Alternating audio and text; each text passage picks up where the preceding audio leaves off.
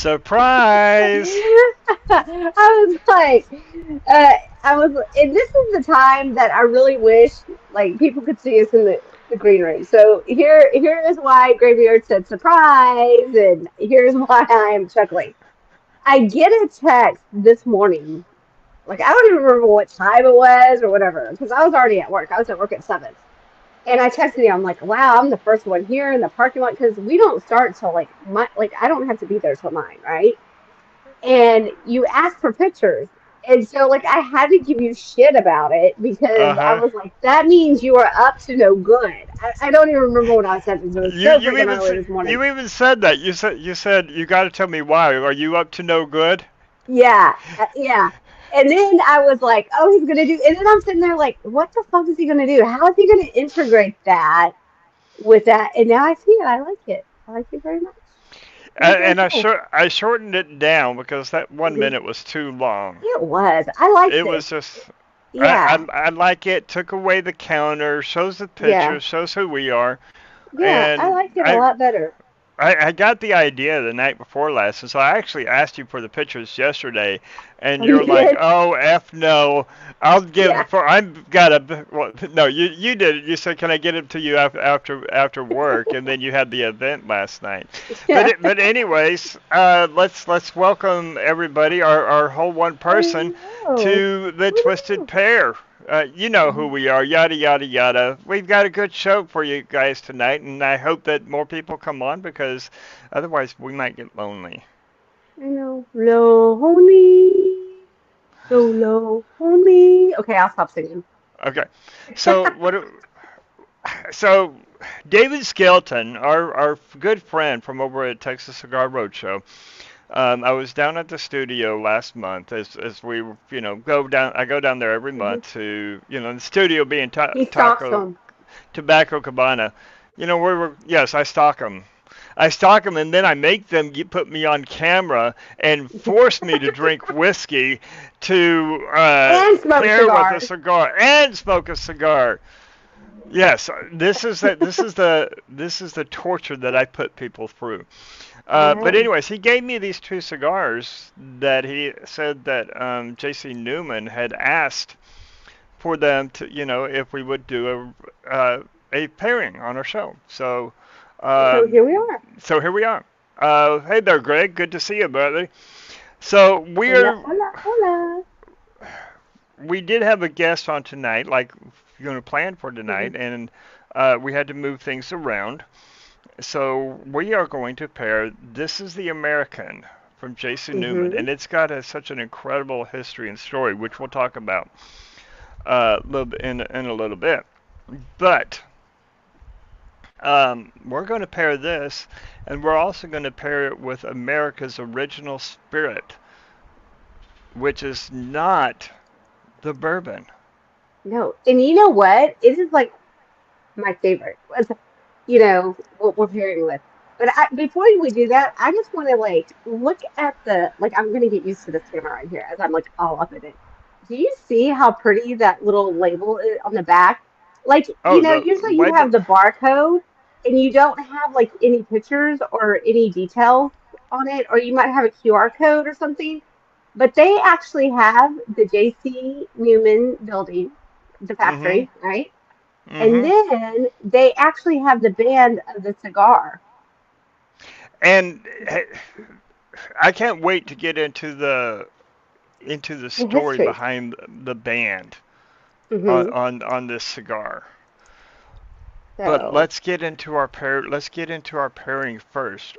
What rye did you choose to go with? okay. So this is like one of my favorite go-tos, and there's sometimes that I'm bougie, and there's sometimes that I'm just a plain old American girl. Go back to my roots, country. This is actually one of my favorite. It's Sazerac rye. A lot of people would call this like, bottom shelf, whatever. Mhm. It's not very expensive, but it is like one of those that it's great as a mixer. It's great by itself. But I've kind of noticed that it does really well with, you know, my when I'm pairing with cigars, just because it's not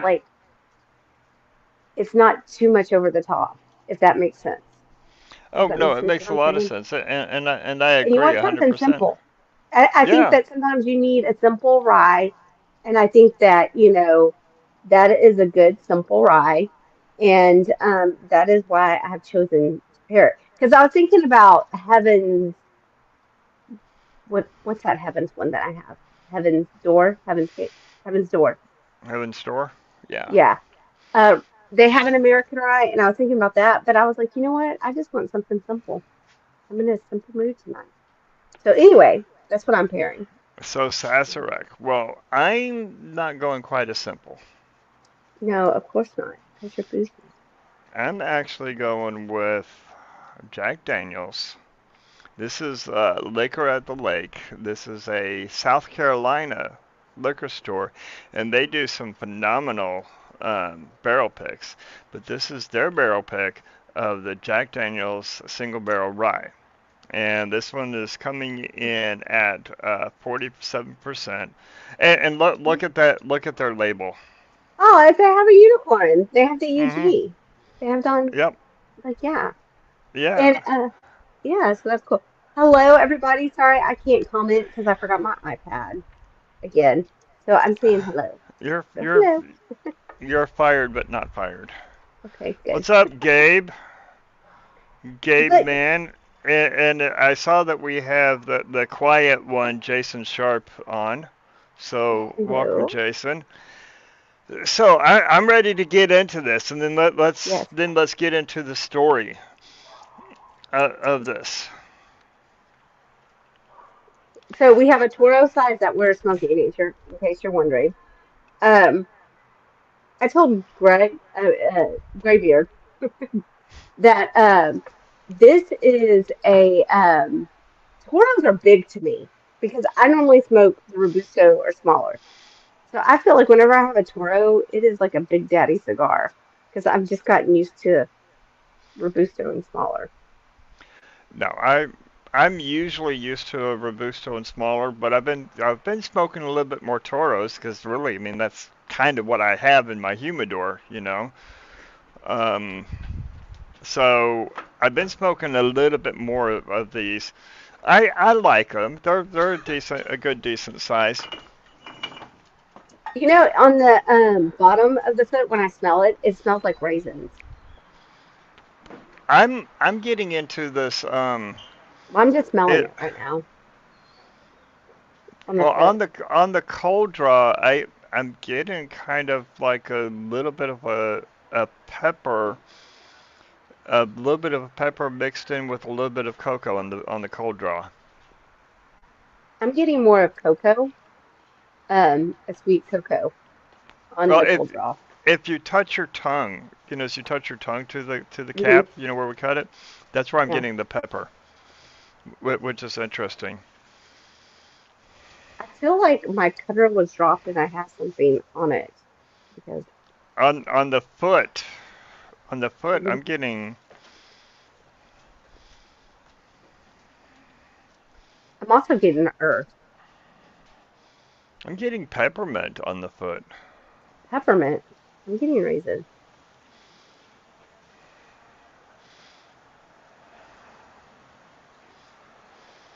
I'm getting like a sweet, Yeah, it's definitely something sweet there. hmm. So okay. All right, let's see what we got Um, here. what kind of cut did you do? I did a perfect.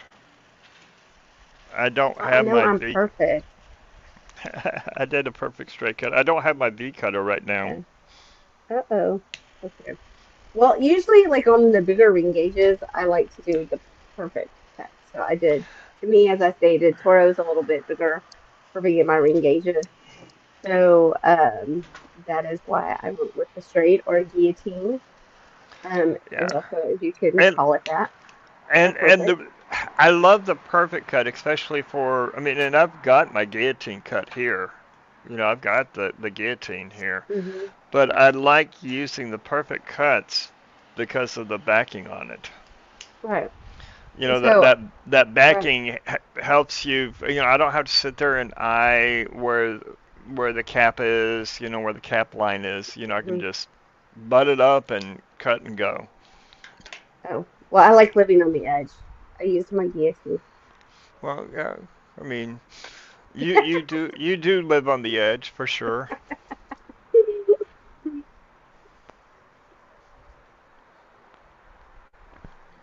So while we're getting into this, what are you guys smoking? What are you guys pairing? Yes. Let us know. Let us know in the comments what it is that you're smoking, what it is that you're pairing, And if you've and had the American before, yes, if you've had the American. Now I have smoked the American um, before. I've smoked it a couple of different times. God bless you. thank you. This is one that I usually smoke like on 4th of July. This is like I go to because like Independence, America, you'll see me. This is what I normally go to on the 4th of July, because I try to do that patriotic theme. Yep.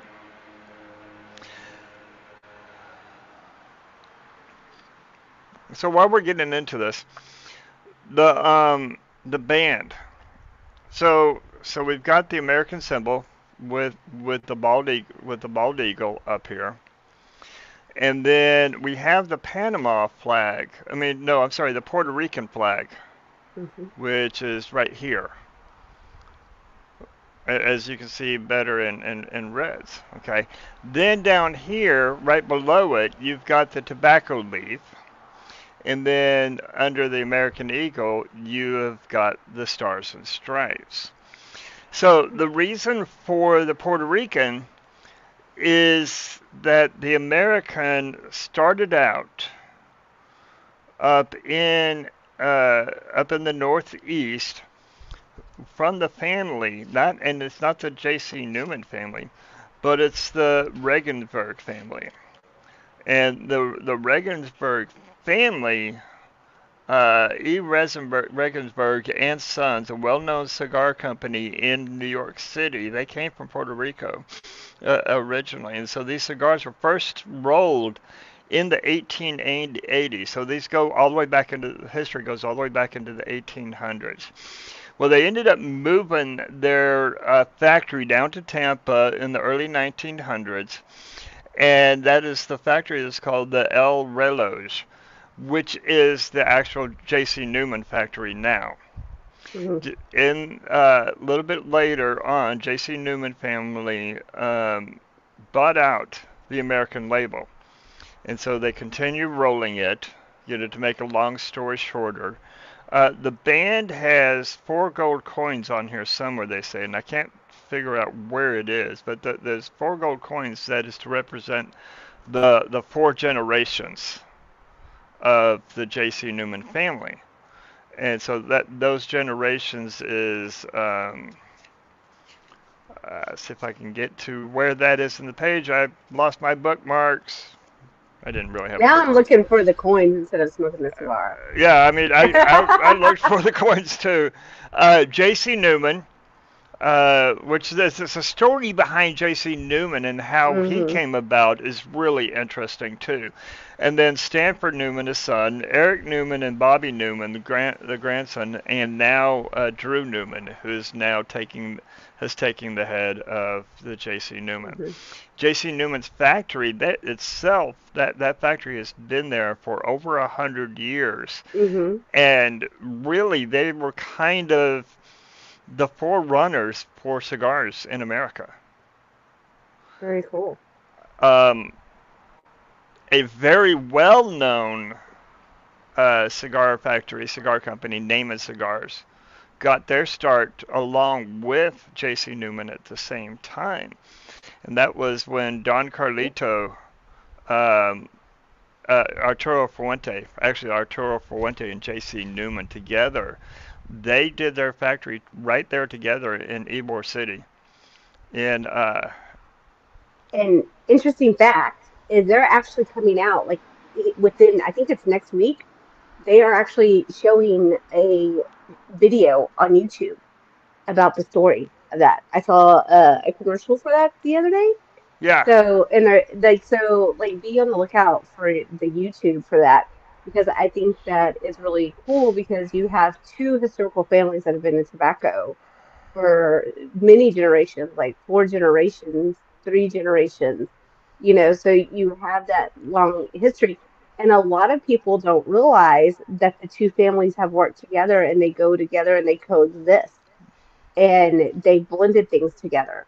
So I think And they that, still do so and to they still this to day. this day, you know.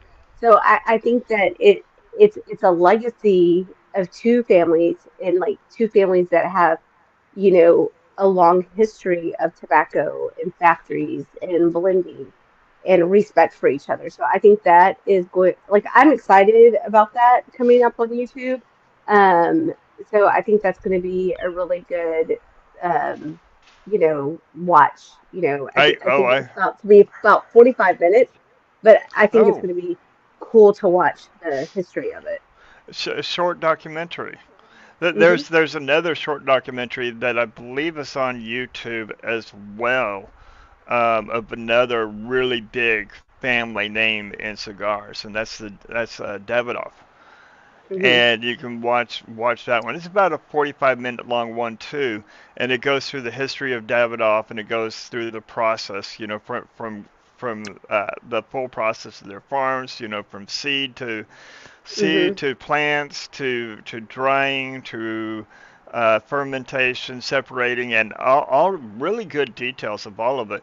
And then you get to go into the basements and the storage warehouses Hmm. to where they're storing all the tobacco in temperature controlled rooms, huge temperature controlled rooms, and you Hmm. just see these massive walls of bales of tobacco, and it's kind of fun trying to estimate how much value they have there. It's Oh, just that's yeah, unreal. it's insane. So now, like, we're just now getting into the first, uh, I'm almost to the first inch. So what Hmm. profiles and notes are you getting? I'm definitely getting that cocoa. That cocoa's there, and there's some deep leatherish earthy undertones Yeah, along I'm with just it. now that's funny because I was picking up more of the cocoa on the cold draw and raisin, when we were talking about Hmm. it. And then uh now I'm getting more of the pepper with the like the earth notes, and it's more of like, when I'm saying earth notes, it's more of like a, I know, like dirt, that gravelly earth soil kind Hmm. of taste. Um, and it sounds so weird to like say that for a taste of the tobacco, but I mean that it like you wouldn't go out and eat dirt and gravel. But it's got those qualities, and it's really enjoyable. So Greg said he was drinking the Basil Hayden and smoking a Sun Country Corona. That Sun Country Corona. I know we're talking Hmm. about J.C. Newman's American, but that Sun Country Corona is such a good cigar, and that was one of my top five cigars for It was. 2021 was the Sun Country. I just absolutely love that cigar. It pairs so well with so many different drinks. It was just Greg, you did a Yeah. good job on that one. Greg also said so. Yeah, it's Hmm. the Davidoff YouTube history story, and he's came back and said that it's a very good. If you Hmm. want to expand your knowledge on as to the process behind all this. I mean, we've talked about it. We've had different people on who've made cigars. Greg Free being Hmm. one of them, and we've talked about the process behind it. But it's one thing to talk about it, and it's another thing to actually see it. See And it. this Hmm. documentary is kind of somewhere in between of Hmm. actually seeing the process and seeing a really good documentary that follows through. I recommend that one, and I'm excited to see this one with Jason Newman and Fuente that you mentioned coming up. And then Hand Rolled is another Yeah, just that's another good phenomenal one. story. That's Yeah, and it's amazing because like I was talking to like some of the ladies last night, and they were really impressed or, amazed about all the work that it goes into, a tobacco and growing a tobacco. And I think it's like when you're, new to smoking and you don't really know the history about it, and then when you learn about it, you have such much more appreciation than what Mhm. you even appreciate the smoke more because of all the quality and everything that goes into it. I know at least that was for me. I like when I found out all the history and all that it took, I appreciated it more than just before. Oh yeah, me too. I mean, just the craftsmanship that comes in behind all of this is just, I love it. It's mind-boggling as to all the hands, all Hmm. the work. Hmm. Especially on, it's a 9-month process from seed to harvesting. I mean, Hmm. it's a short time period to Right. go from seedling to harvesting, and It's the stuff then that comes after. you've That's got the hard you've got work. yeah you've got weeks to sometime months on drying out, depending upon just what the environment is like at Hmm. that time. You've got months to years on the fermentation, and they Hmm. don't just here's the thing, they don't just stack it all up into the pilons. Right. It's actually, I mean, they specifically position them in a way to Hmm. allow airflow, Right. and to allow Science. moisture to come into it, Hmm. and then and it's about a 4 by 4 by 4 bale. See, Hmm. about 4 foot high, 4 foot wide, 4 foot And wide. it's So, heavy. It is heavy. Like and people they, think that it oh, would be it's light. It's no. It's no, like hay. It's like hay bale. You but know. it's bigger and heavier. Right.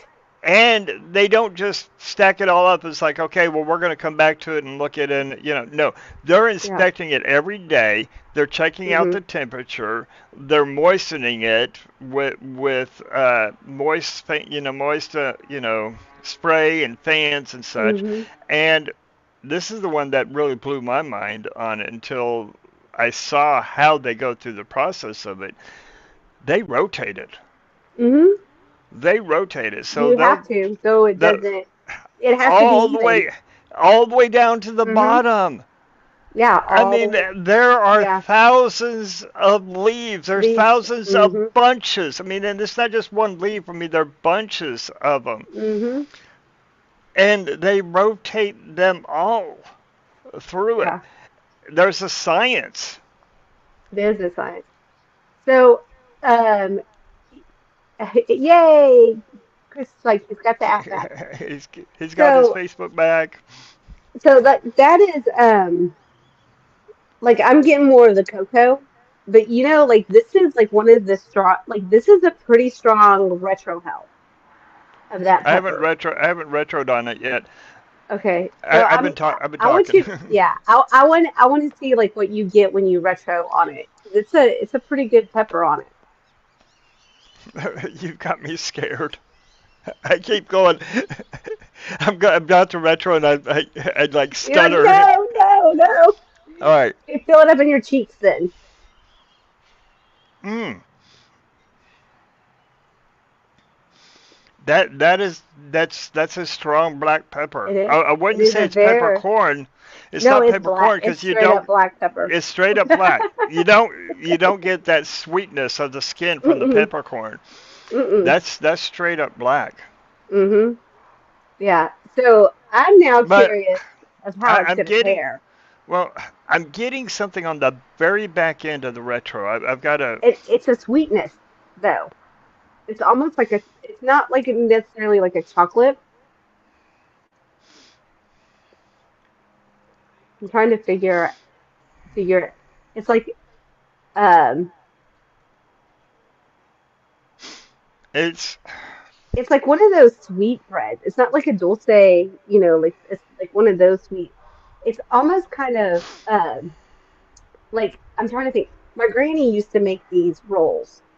It was like a wheat roll, and butter, but she would make it had like honey on it. It had like a sweetness and the That, honey of it.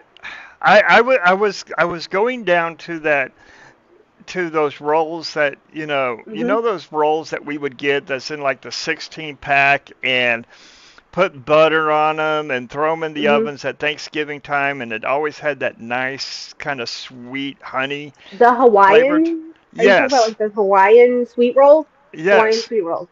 that So that's what I'm so getting. yeah. So like my granny would make homemade like those, but she'd make it with the wheat, and so you could taste more of that grain, and that's what I get. It's like a sweet grain on it, Yeah. but it's not like a hay. It's like a grain. No, no, You no. know. It's like a bready. I mean, it's Hmm. got that bready type of component to it, which is funny because on the Whiskey Network chat group, we were talking Hmm. about bread notes, and Hmm. one of the writers came back and said, "Well, that's yeast," and I said, "No, yeast Yeah. is different." No, yeast is different. And she's like, well, when I was brewing, we would get a lot of yeast. I said, that's because you're talking about Hmm. the fermented Ferment. yeast, Yeah. as where the bread is a little bit different on it. Hmm. You get some of that yeastiness in the sourdough, Hmm. uh, but like in and so we were talking about the different types of bread notes, and I was like, in a lot of bread notes, I get, vanilla type notes, like like Yeah. that creamy, fluffy, but vanilla type notes on it. But anyways, let's get to the pairing because we got news and events coming up soon. Oh yeah.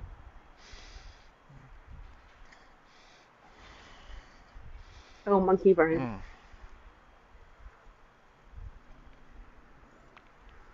Hmm. I need to do this again. This is so good. The thing that I like about this barrel pick, and I've gotten this out of a lot of the different Jack Daniel's ryes that I've drank, is Hmm. that this one, I don't know what it is that they do different, but this one it's it's light, it's refreshing, it's crisp, almost like I was drinking a vodka, Hmm. but I have all of the flavors of the rye. It's very light, it's very refreshing, very very crisp Hmm. on this, and I really like that. I'm curious as to if these two are going to be able to stand up to each other, though. Let's revisit that in just a moment. Let's go to news and events.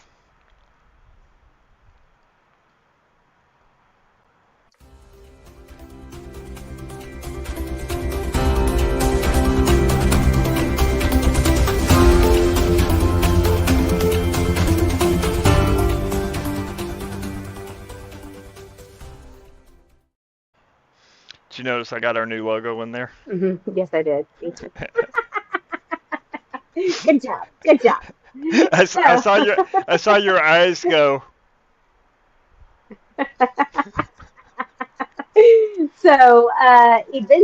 events are coming up. The best event and one of the most fun events, if you are in the DFW area, even further from the DFW. I mean, we've had people drive like an hour and a half, 2 hours. Is Oh we are yeah. having a bottle night this Friday evening, Friday the 13th. So don't go get your tattoos because they only give crappy tattoos on Friday the 13th.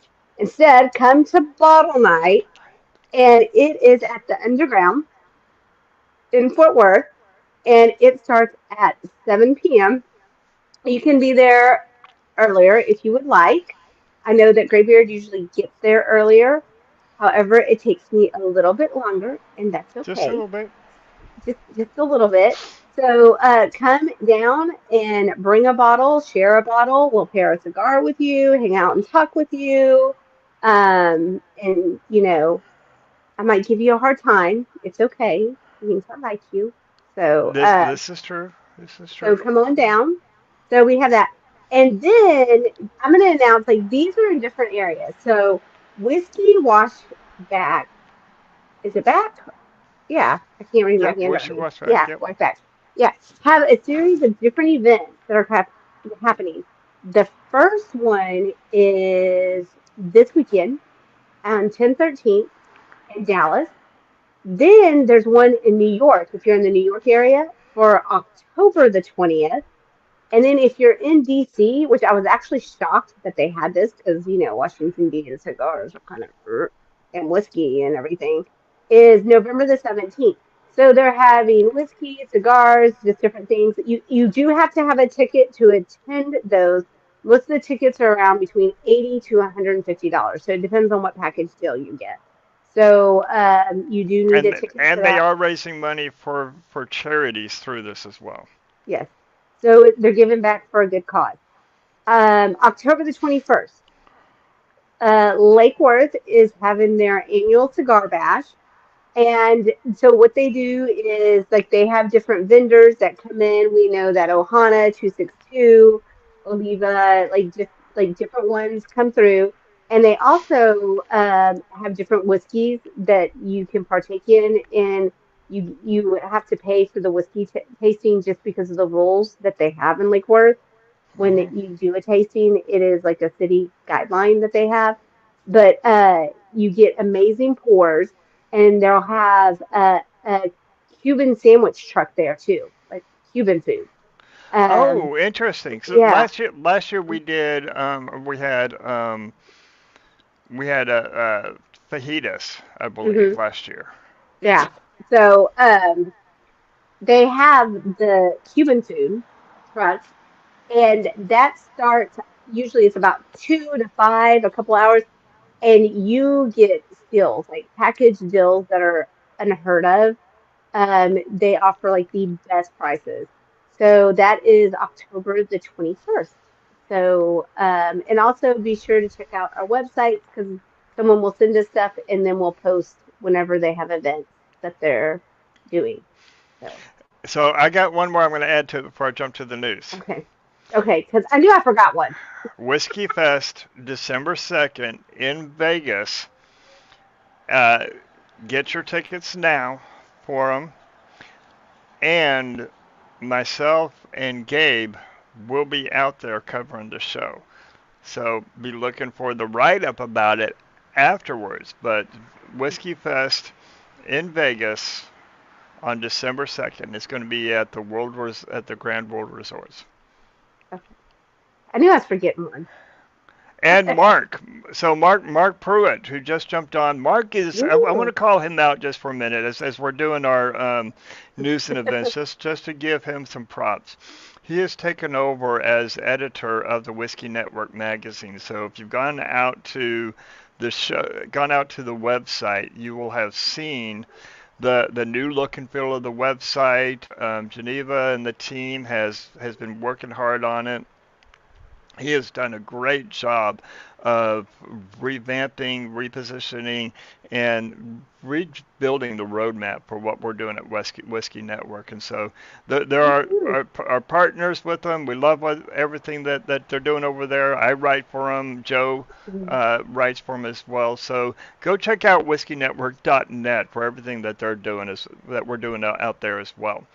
All right, in news, I'm excited about this one. Castle and Key is releasing a Ooh. new single barrel, Very nice. and it launches now. A new single barrel Very from Castle nice. and Key, and you I know love how they. me I some mean, Castle and Key. love I me love some their Castle. rye. I love their rye, and I'm loving their single barrel. The mash bill on this one is 73% white corn, not yellow corn, white corn, Mm, a 10% rye, and a 17% malted barley. mm, So on the 21st, single barrel number one is releasing. Then on the 28th, Rick's Pick. On the November 4th, 502 number one. On November 11th, a barrel pick by the Whiskey Wizard. November 18th, 502 number two. And so you can see, I mean, just going on and on and on these the single barrel bourbon whiskey, coming in at a very reasonable price point. Very Then cool. Aladino. We love our Aladino. Yeah, Aladino is so cute. Cool. Aladino is releasing, they announced it on the 9th that they are releasing a limited edition Sumatra. Ooh. This You blend, already like put the reminder in your calendar, didn't you? oh, Because you're a oh, believe Sumatra me, person. I'm ready to go out. So this is grown on JRE's tobacco farms. And the binder and filler from undisclosed regions, also grown by JRE.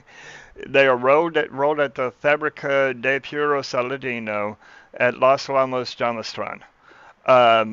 This is the first cigar blend that does not have the Aldino image in this, and this has been Hmm. influenced. They're saying that this is influenced by the youngest generation of Iroas, the fourth generation getting involved into the cigars. So this is a That's limited pretty cool. edition.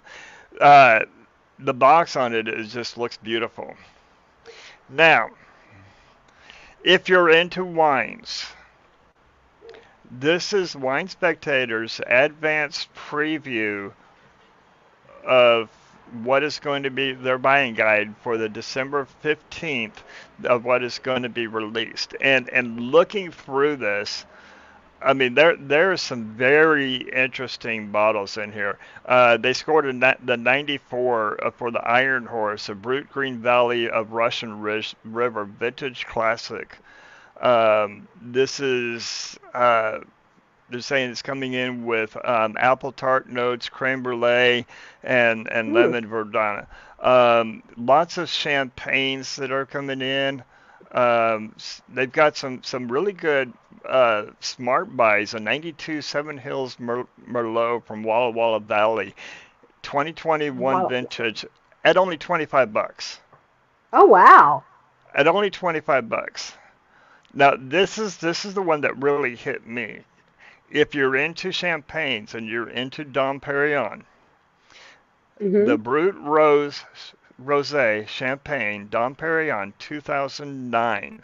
It's a lovely champagne that waltzes gracefully across the palate, building a concentrated range of macerated raspberry and strawberries, candied blood orange peel, toast and Ooh. saffron notes carried on the elegant Sanctity mousse, long and fresh with minerally smoke and oyster shell accents on the focus finish. Hmm. $385. Yeah, I don't have my daddy's money You anymore. know, I was thinking, maybe a really good celebration, but hey, I know that we've got a lot of people that love their wines. Yeah. Myself, I love my wines. We got a lot of people that want to collect, and this is one of the ones that they're Mhm. considering This a this would collectible. be a great collection. This one would be, and here's my thing is like whenever my dad like that was his favorite wine. Yeah, that was our go-to growing up. Um, but it is something that like whenever you have one of their collection bottles, so to speak, it is an unforgettable experience that you will hold on to and remember. So And I believe it's worth that price. oh, I mean, and Yeah, if you want to do it as an investment piece, it absolutely is an yeah. investment piece. I've seen some Dom Perignons that have doubled and Mm, tripled in price. So if you can yes. imagine, 385 doubling, you're looking at Hmm. 760 there. Tripling, you're Hmm. looking at over thousand Hmm. dollars in value, and in a short time period. Wine investing and whiskey investing is a really growing and stable way of investing, especially when you have the stock market that is just not really doing anything right now. It's not going up, Hmm. it's not going down, it's kind of in a stagnant mode, which Hmm. generally means that we're going to see a downturn in the stock market. But this isn't financial news. This has been Right. Noon Events with Leaf and Grain.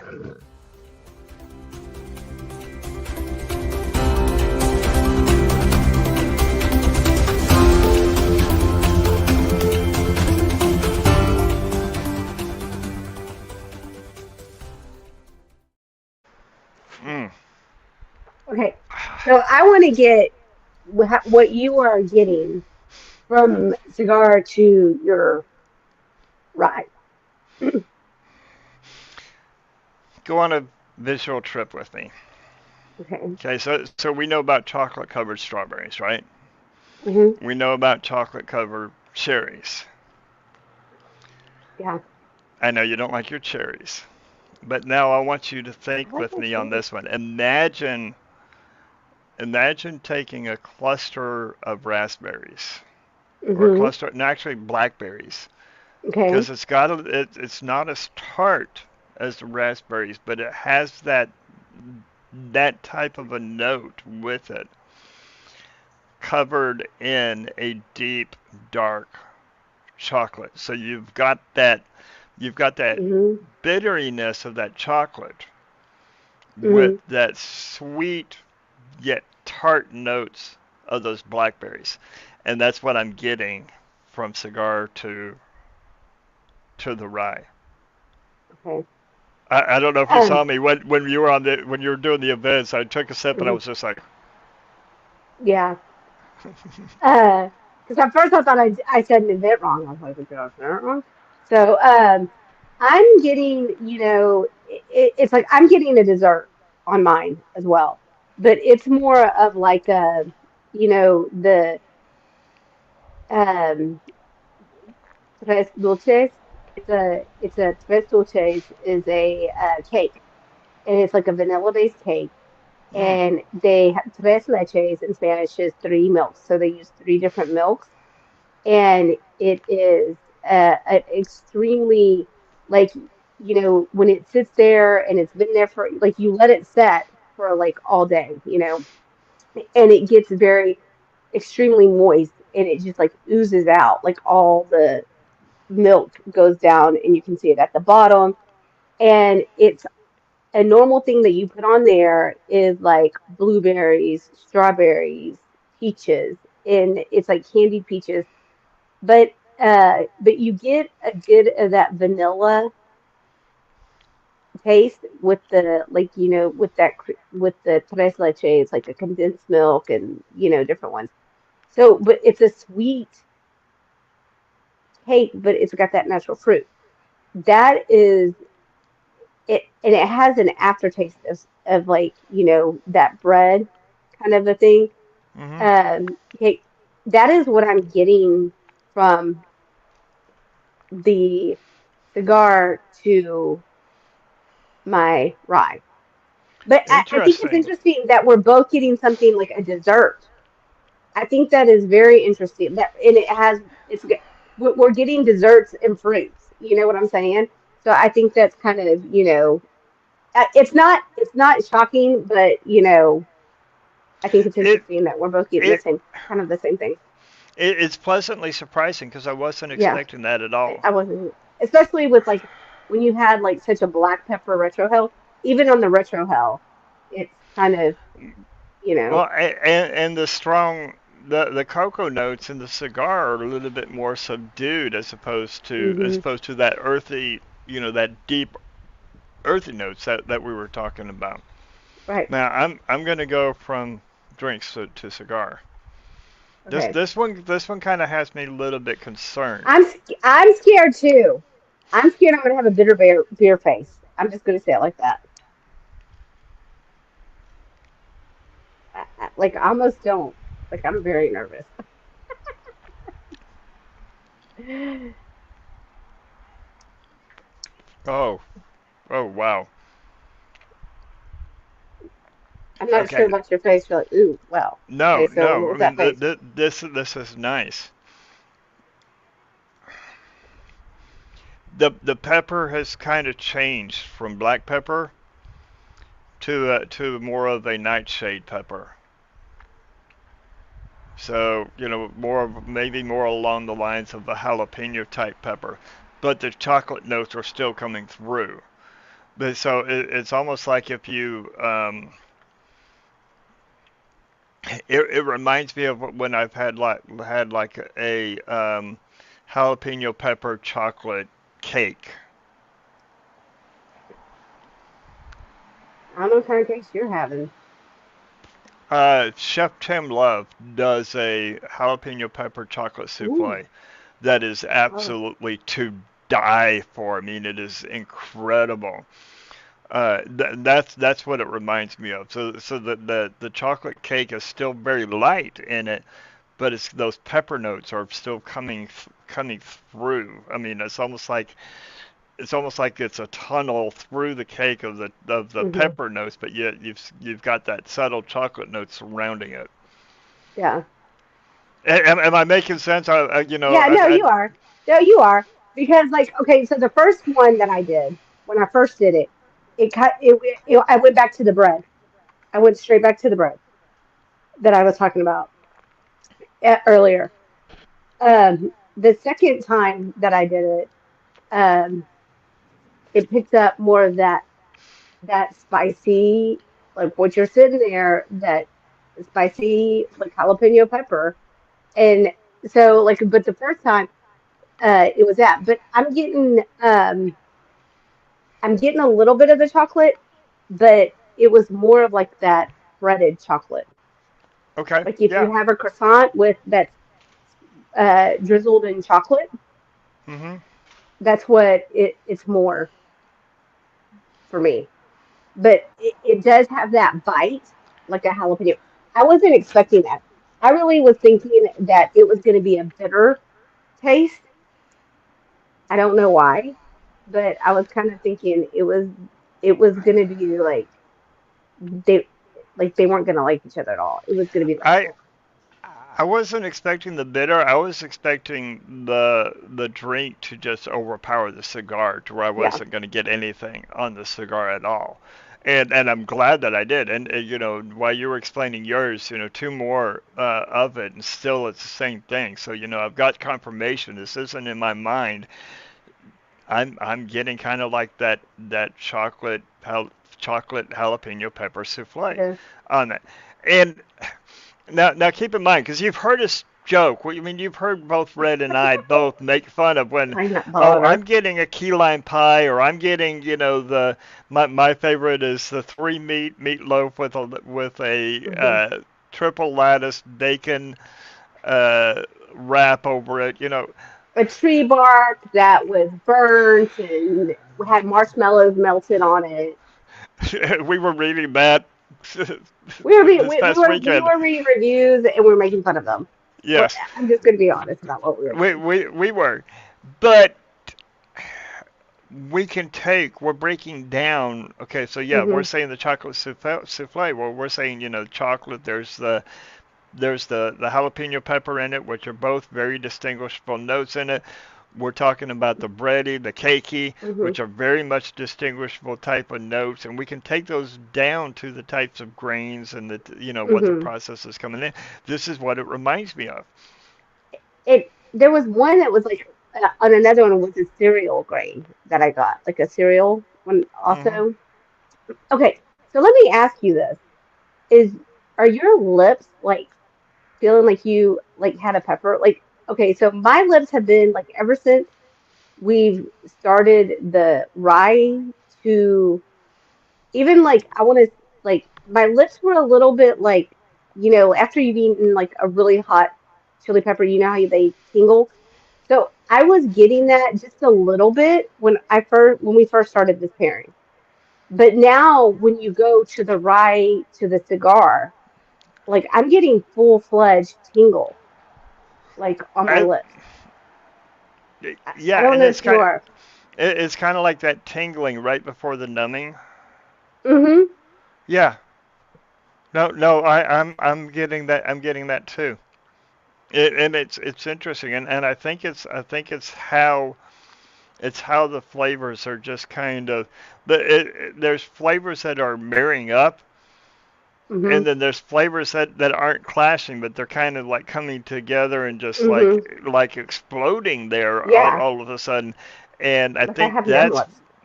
that's what's kind of bringing that out. Um, let's get to a couple of questions while we're going through Okay. this here. While Okay. we're still drinking, still pairing, still coming up before we hit our final verdict, but I want to hit a couple of questions here. This one kind of goes back to the events. Have you ever been to the Big Smoke in Vegas? No, and actually, this is the first year that they're doing it in Vegas, where they normally do the Big Smoke in Orlando around the October time period. So Mhm. I've never been. I've wanted to, but every time I have the opportunity to, I get. It turns out that I come in between contracts, and I'm not Mhm. able to. So again, Yeah. this year I'm not able to get there, but I do plan on sometime. Yeah. Maybe when the federal laws don't change and I'm not working maybe 15, 16 hours a day, we'll see. You mean when you retire from education? Yeah. Basically, when I Did, retire. 5 more did, years. 5 more years. Ka-ching, ka-ching. There's my five ching. more years. Ching. 5 more years. Five We're more both years, baby. drinking our from our leaf and From our grain leaf and glass. green, and I'm wearing my leaf and green shirt. Well, I'm outside and it's kind of Hmm. cooling down a little bit, and I was Oh my preparing goodness. just in case that there was a breeze.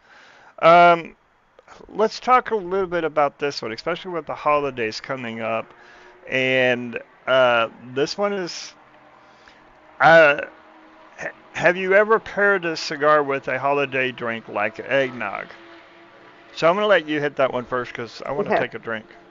Okay. So I do big with peppermint. I make a lot of peppermint drinks. Hot cocoa drinks. Well, every year never fails. I will make adult hot cocoa. This is as he's joking. So my kids call it adult hot cocoa. And the name's kind of stuck because that's what it's called in our house is adult hot cocoa. When friends came over, the kids were like, "Mommy makes really good adult hot cocoa. You need to try it." So when I had my friends over, they would have adult hot cocoa. So what it was is, homemade hot chocolate, um, and then I would actually, use cream in there and then peppermint schnapps. People are going to dog me for this, but I would do some peppermint uh, schnapps. I'd also do some vanilla vodka in there and then melt some marshmallows in the pot and then pour it and then, like, put a peppermint stick in there, do the whipped cream on it, and drizzle some hot cocoa. I've done that, but if I'm going to pair it with a cigar, now if I'm going to have hot chocolate that I want to pair with a cigar, I'm going to make it with water and not milk. And the reason that is because I was talking about this last night. Is when you are drinking something like eggnog, or I love eggnog. I only can have it in small quantities, not due to the alcohol, but other reasons. Uh, I love eggnog, hot cocoa. If you look on my Instagram page, you will see holiday drinks. I like a Jack Frost. We learned that when I did the Jack Frost last time, I did coconut and I cooked the coconut. Uh, and I've tried it with fresh coconut. I tried it with cooked thing. So I will have like a Jack Frost, but I typically will not put the coconut on it because the coconut tends to ruin the flavor of the cigar. It gives it that burnt taste that's not very good. Um, so I will do that. I'll even make hot cocoa with bourbon and whiskey. That's like one of the best ways to make hot chocolate. I know some people are like, what is she talking about? Like, did she fall and hit her head? So I'm telling you, when you have bourbon and hot cocoa mixed together, it takes it to a whole new level. Right now, I will pair those with cigars. Um, I also like last night. I made that bourbon, that apple cider bourbon, and I took it and I let the lady, with the maple salt and everything, and the ladies tried it and they loved it. So, Really? yes, and I will do a peanut butter, bourbon, old fashioned during the fall. I don't know, maybe because I like Halloween candy and the Reese's Pieces, and so that peanut butter uh, reminds me of that. So I do the holiday things, but you have to be careful, like especially with the eggnogs and stuff, when it contains dairy, what you're pairing it with, because it does change the cigar. Yeah, So it because does. your tongue is coated, and it's almost kind of like a spoiled milk taste to me, or a Dairy burnt is hard milk. to pair. Dairy is hard to pair with. Now I have paired with dairies, but you've definitely got to come Hmm. with a bolder, stronger, really intense flavored cigar to be able Yeah, to cut through that dairy. like one of my Um, favorite ones with hot chocolate is Epic, the Epic 10. Epic 10, the San Andreas wrapper. It's got that Nicaraguan, I believe, binders and fillers. That does phenomenal with the hot cocoa. That's like one of my go-tos for, uh, if I'm going to do a dairy hot cocoa, is I do an Epic 10. I really think the San Andreas wrappers do best Hmm. with your dairy products. Right. Chris Coulter comes back and says that high qual with a high quality nog with Deerhammer single Hmm. malt, he said it pairs well with the Diamond Crown number seven. Hmm. And yeah, I can see that. That Diamond Crown number seven is a very Hmm. bold, very full intensity flavored cigar, and that's what you Hmm. really got to look for if you're going to pair with something with a dairy product. Yeah. Um, I myself, I'm not a big eggnog fan, so I don't know that I would go for that kind of a pairing. I have It, done pairings mhm. with different types of shakes, with protein shakes and milkshakes and such. Right. And it's been like I've done the Carboncito, Hmm. Edgar Hoyle's Osage Oh yeah. Carboncito, which is a San Andreas, and it's a San Hmm. Andreas bomb. Bond. It's a Hmm. short. I mean, it's a small. I wouldn't do it with a larger ring gauge like a Toro that we're doing, because you really want to get those intense Right. flavors out of that wrapper on it, and those larger ring gauge is going to kind Hmm. of mute the flavors Right. of the wrapper on it. So I would go with a smaller ring gauge. That way, you real Hmm. those strong flavors are coming through. And there's like a horchata. There's a like a is it Puerto Rican drink? And there's a Puerto Rican holiday drink that we usually have Thanksgiving, Christmas, and it's got the horchata in it. The rice, milk, and the dairy and Hmm. all that stuff. And then you can do like an eggnog and cinnamon with it, and that is one that like is so amazing. It's so good. But because it has such a lot of the cinnamon in it, it does really well with cigars, but you have to be careful again because that dairy will coat your tongue.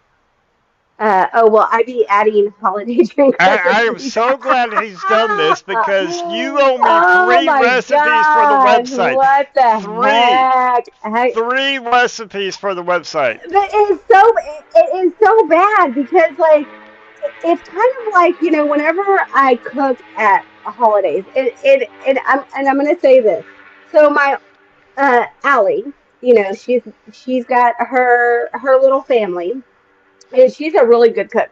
Like she makes authentic Mexican food because Misael's mom has taught her how to make authentic Mexican food, right? Um, so she always asks me like when it comes to American food, like when I'm cooking like for my Thanksgiving or things like that. She's like, "Mom, how much do you pour this? How much do you do this?" Or she wants to know how to make one of my adult drinks. And I'm like, I don't know, baby. I just eyeball it, just whatever looks good. And so that is I don't measure. It is so bad. I don't. It's just whatever looks good. And that's my hard thing. I guess I need to start measuring out, but I don't measure. So There's this little thing. I mean, it's so simple. In fact, I'll design one and make it for you and have it sent to uh-huh. you. And it's called a journal. And so, I'll create a recipe journal for you. And all you got to have, I mean, there's this invention, and I don't have anything with me, but it looks similar to this. Hmm. called a pen or a pencil, and you take that journal and you just jot down, as you're going through it. But the thing is like when you don't measure it and you pour it in a glass. I don't have glass. I guess I need to pour it in like measuring cups or whatever. But by the time, like once I mix it, if it doesn't taste right, I'll add a splash of this, or I'll add like half an ounce, or and I don't even freaking know. It just has to eyeball it. It's so bad. Yeah, like my daughter like literally hates it because like I'll do that when I'm cooking. I never measure out the food. I don't. I'm like, okay, yeah, give me. I'll say peel 10 potatoes, and then like I'll tell the kids, okay, peel more, or oh shoot, I got too many potatoes, and I add more of other stuff.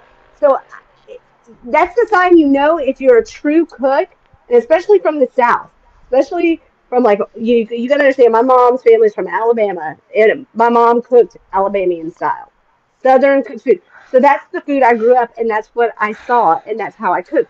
They don't measure stuff. They don't, Did and did it's you like the just say worst. your mom cooks Albanian style? No, Alabamian style. Alabamian style. Okay, okay. Alabamian. Yeah, it's that Texas accent. Alabamian. Yeah. Hello. Hey, Les. How are Hey, you? Les. All right, so Les is a salesman for a journal company. Les, we need to talk because I just designed my first journal, and I've sold 2 copies of my first journal, my daily planner journal, and I Yes. gave Red a copy Yes, of you it, did. and she Yes, you went did. through it, and she said it looks amazing. Hmm. I may be putting words in her mouth, but No, I said it was really good, and especially like the goals and the reflection of the day. There's some days I don't want to reflect, or you know what my reflection would be. it I'm gonna. sucked. No, it would be like this MF was this dumb blah blah blah. Well, it's got the little facial expression so that Yeah. you can kind I of I choose do which like the one. facial, and I would actually bust out my like colors on that because if it was like a happy day, like an angry day, I would totally color that dot red. See, there you And go. There you go. yeah, All so right. yeah. Well, it is time for final verdict.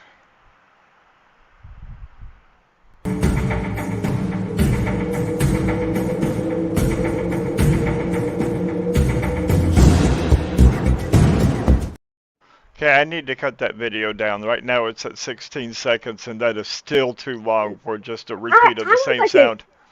I was liking this time, but I'm on mute, and I always unmute it because I want to hear it. Well, So I can do it. he, No, that's enough. see, but he mutes the sound. Like for me, the sound's muted, so I have to like unmute it. So Well, see, I don't mute your sound. I mean, I don't that's understand why it comes to me muted. That's I weird. don't know. Do you know? Okay, I just want to say this real quick before I just got like a red hot flavor on this puppy. You remember like the red hots that you used to? Hmm. I just got that. So kind of like that cinnamon type, really cinnamon, Hmm. spicy cinnamon. Okay, okay, I can see that. So final verdict on this. Like and I told you I smoke these every 4th of July, and it's normally it. I don't eat like it just depends on my mood on 4th of July what I'm drinking because sometimes I'll drink sangria whatever. But I'm gonna have to when I 4th of July. I'm definitely gonna do the American with rye. I'm like really. I thought it was gonna be good, but I wasn't expecting it to take it to like the sweetness, the spiciness. Like this has been like my mouth has traveled to different areas, like all over the place. Like all the flavor has been like all over the place because like we talked about our jalapenos, we've talked about like tres leche cake, we've talked about earth notes, gravel. So like our palate has been like all over the place, but every single time it's been enjoyable. And I wasn't expecting so much expansion with this. If that does that make sense? Oh, it Exploration. makes that it makes absolute I sense. wasn't expecting this. at all. So would you say this is a pairing that goes down in the books that you definitely want to revisit again, or do Yeah, you want to July kind of? 4th. July 4th. Yeah. I'm like, you got to remind me though, because I'll forget. Well, you're old, you'll forget too. So, Hey, I'm only one that's allowed to say that.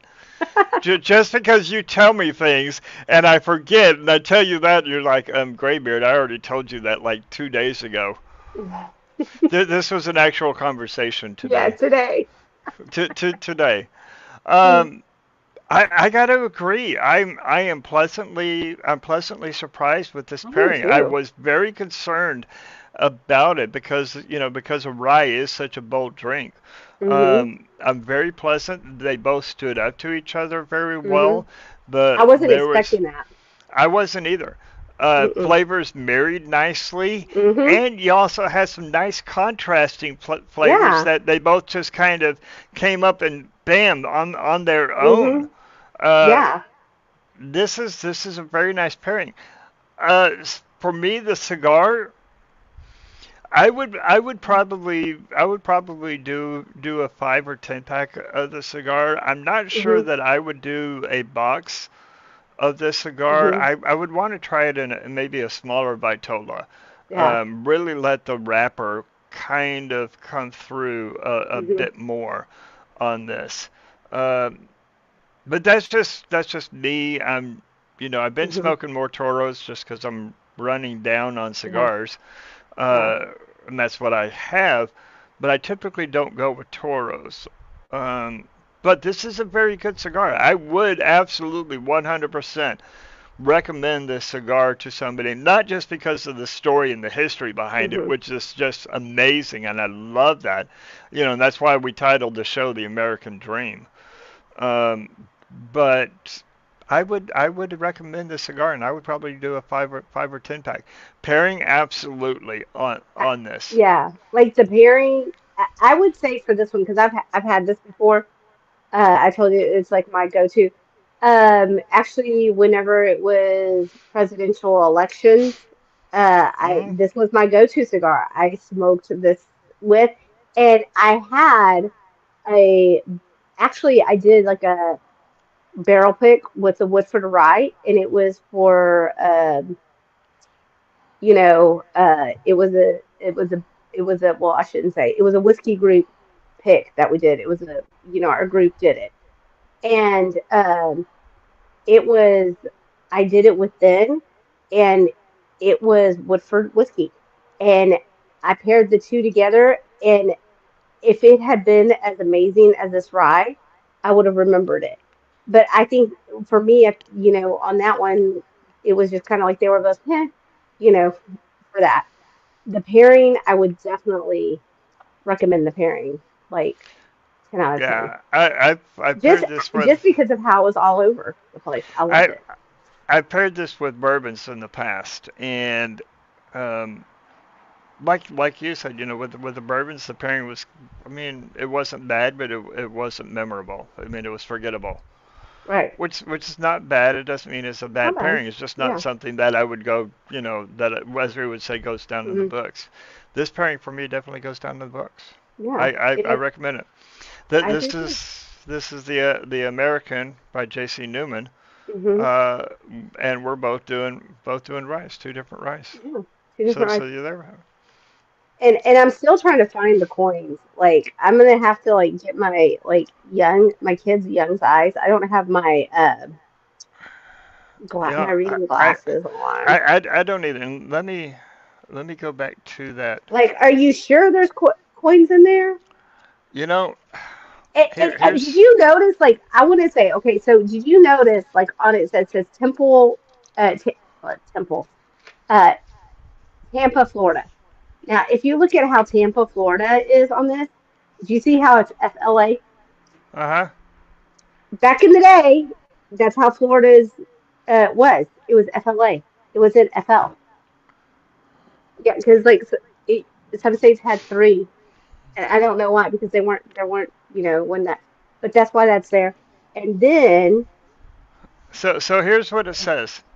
The centerpiece of the American cigar label is vintage image of J.C. Newman's El Reloj cigar factory from the early 1900s.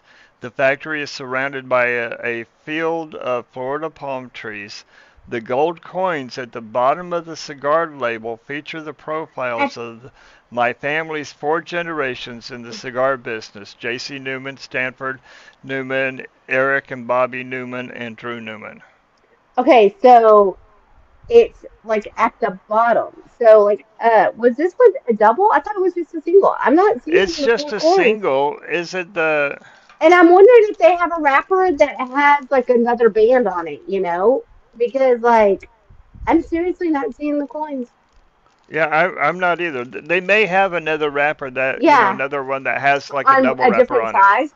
Yeah, Yeah, that's like a two bands on it, two bands. So, yeah, I'm not sure. yeah, I really enjoyed this. It was really nice, and um like the ride was really well. And here's the thing: is like if you like spicy things and you like your lips numb and that tingling sensation, definitely try it. It was Absolutely. really cool. Yeah. All right, so there's the final verdict.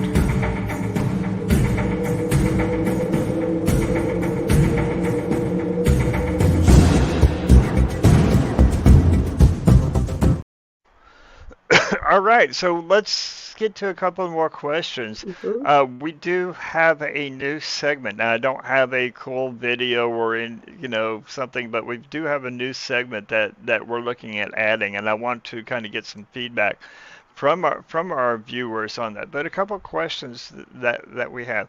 I love this one here. We have to give you a hard time, Ash, since you give us one. I never give y'all a hard time. I am like the angel. So, so sweet. Even the women were talking about how nice that I am. No, they were, they were saying that I was very, very nice. But Well, that's because you were talking to all your your sisters, oh all the no, ladies. oh no.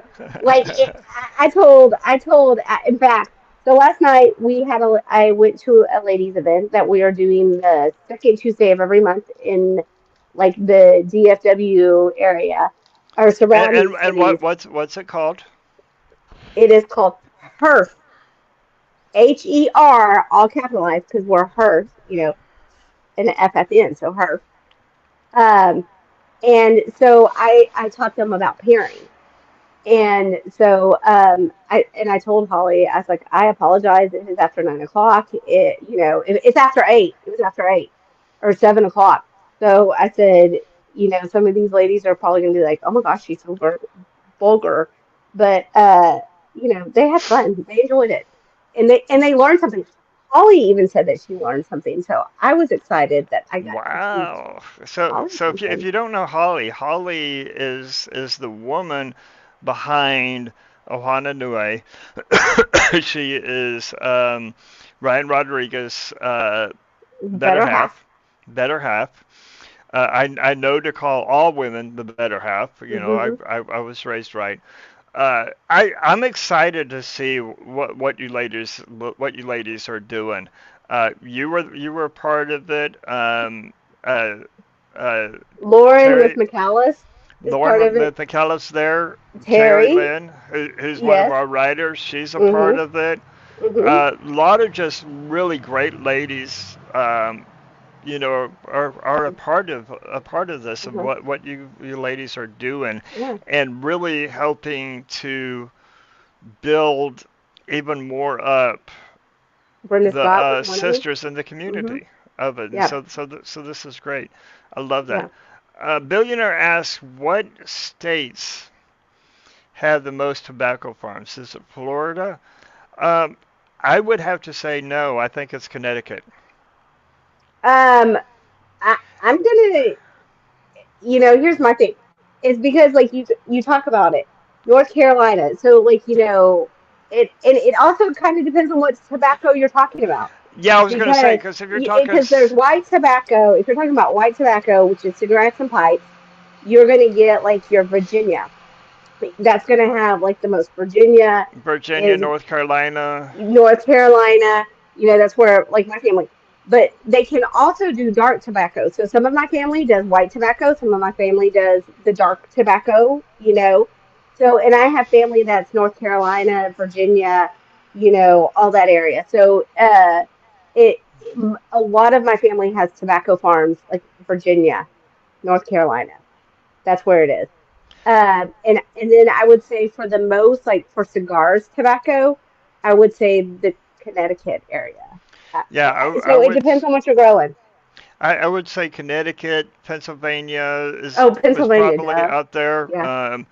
Florida does have a lot, but Hmm. when you're talking about the black tobacco plant for Yeah. cigars, I think in Dark. the United States Dark. you have to go north. Um, Yeah. now Cowboys, Colorado Chris. used to Cowboys. Colorado used Go to ahead. have a lot. Yeah, Colorado used to have a lot too. And here's something, and then I'm going to ask you, what state has the most rye? What state do you think has the most rye for our whiskeys and rye? Um, I learned this one summer and I was shocked. I'm not positive, but if I had, I mean, I don't know for sure, but if I Hmm. had to guess, I would have to say probably like somewhere up around New Hampshire, Vermont, somewhere up in that area. Okay. Good night, Mr. Grigsby. Thank you for Good tuning night, in. Greg. Um, it is like over there and like, now I'm gonna have to go back. It was like Illinois, Idaho. It's actually in the Midwest. Really? Yeah. Now I'm not surprised because you know a lot of wheat, a lot of corn, Hmm. um, comes from the Midwest, you know, and there's such perfectly fermented soil for that. Yeah. But Um, I was shocked because you remember like when I went to the Yellowstone and I stayed on that farm, and he said that most of his rye was made for the big whiskey places. very So, nice. and he said that most of the rye comes from that Midwestern area. And I want to say it was like Idaho because like I was on that part with like, between like over by Wisconsin, Hmm. the Yellowstone, Jackson Hole, like over on the the other side of that is where I stayed.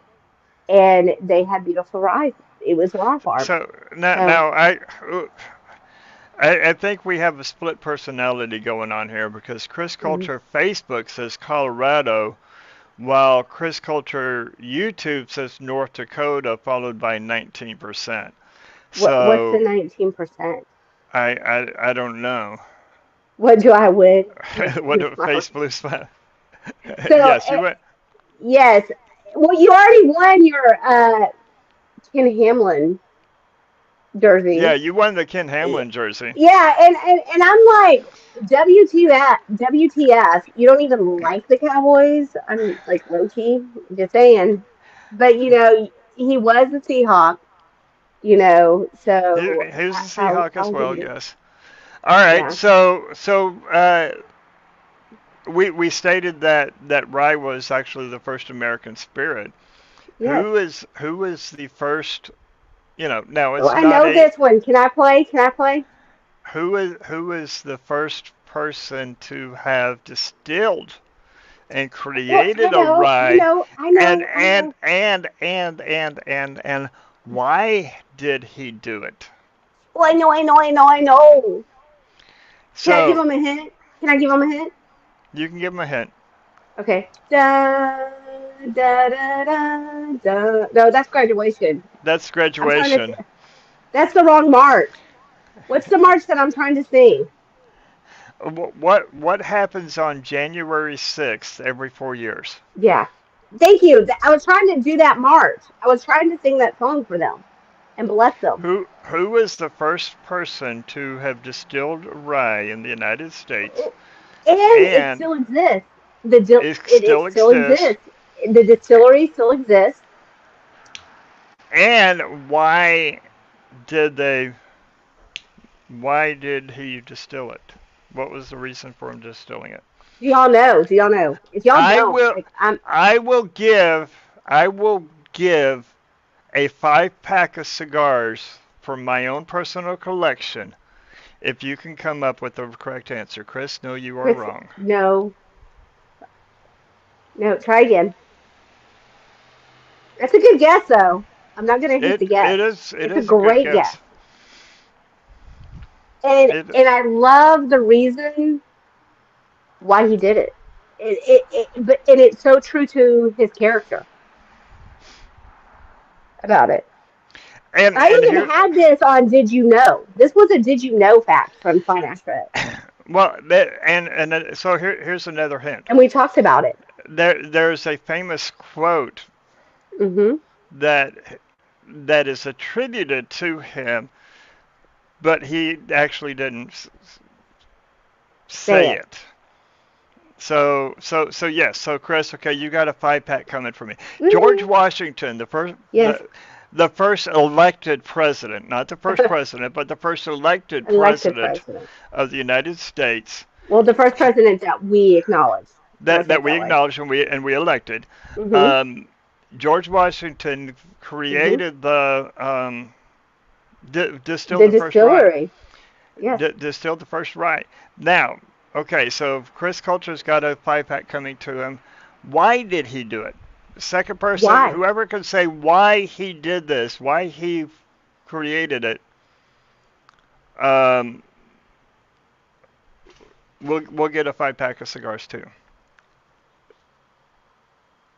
Why? ¿Por qué? ¿Por qué? Jorge Washington. Why did George Hmm. Washington I distill know. a rye? I know. I I, know. I've already got a 5 pack worth of cigars that I got to give you. I've got more cigars that I get that United cigars. I've got to look at the comment. What he said. He said I'll let someone else figure that out. Oh, Did you Google that? Did you Google George Washington, Chris? Come on, let us know. Did you use the Google? he did. I may have to do this as a trivia night on Bottle Night, and if I do, Chris, Oh, you're we not should do allowed a to answer. trivia. I do trivia almost every time now, and Oh give yeah, away that's right. cigars. Um, So if you so want free cigars from the Graybeard, come to from the Bottle beard of the Night. gray, from the Billionaire, beard of the I gray. expect you to see at Bottle Night, buddy. I expect to see you at Bottle Night on Friday night at the Underground. You've been telling me I you were say going to come. billionaire. I know billionaire has been saying, "I'm gonna come. I'm gonna come. I'm gonna come," and he doesn't. Like, yeah, he's just like, "Yeah, I'm gonna come," and he never does. I guess nobody else is going to try to guess. So Okay, Chris, do you want to say why? You can get 10 cigars. What's the reason why? I was just gonna say it.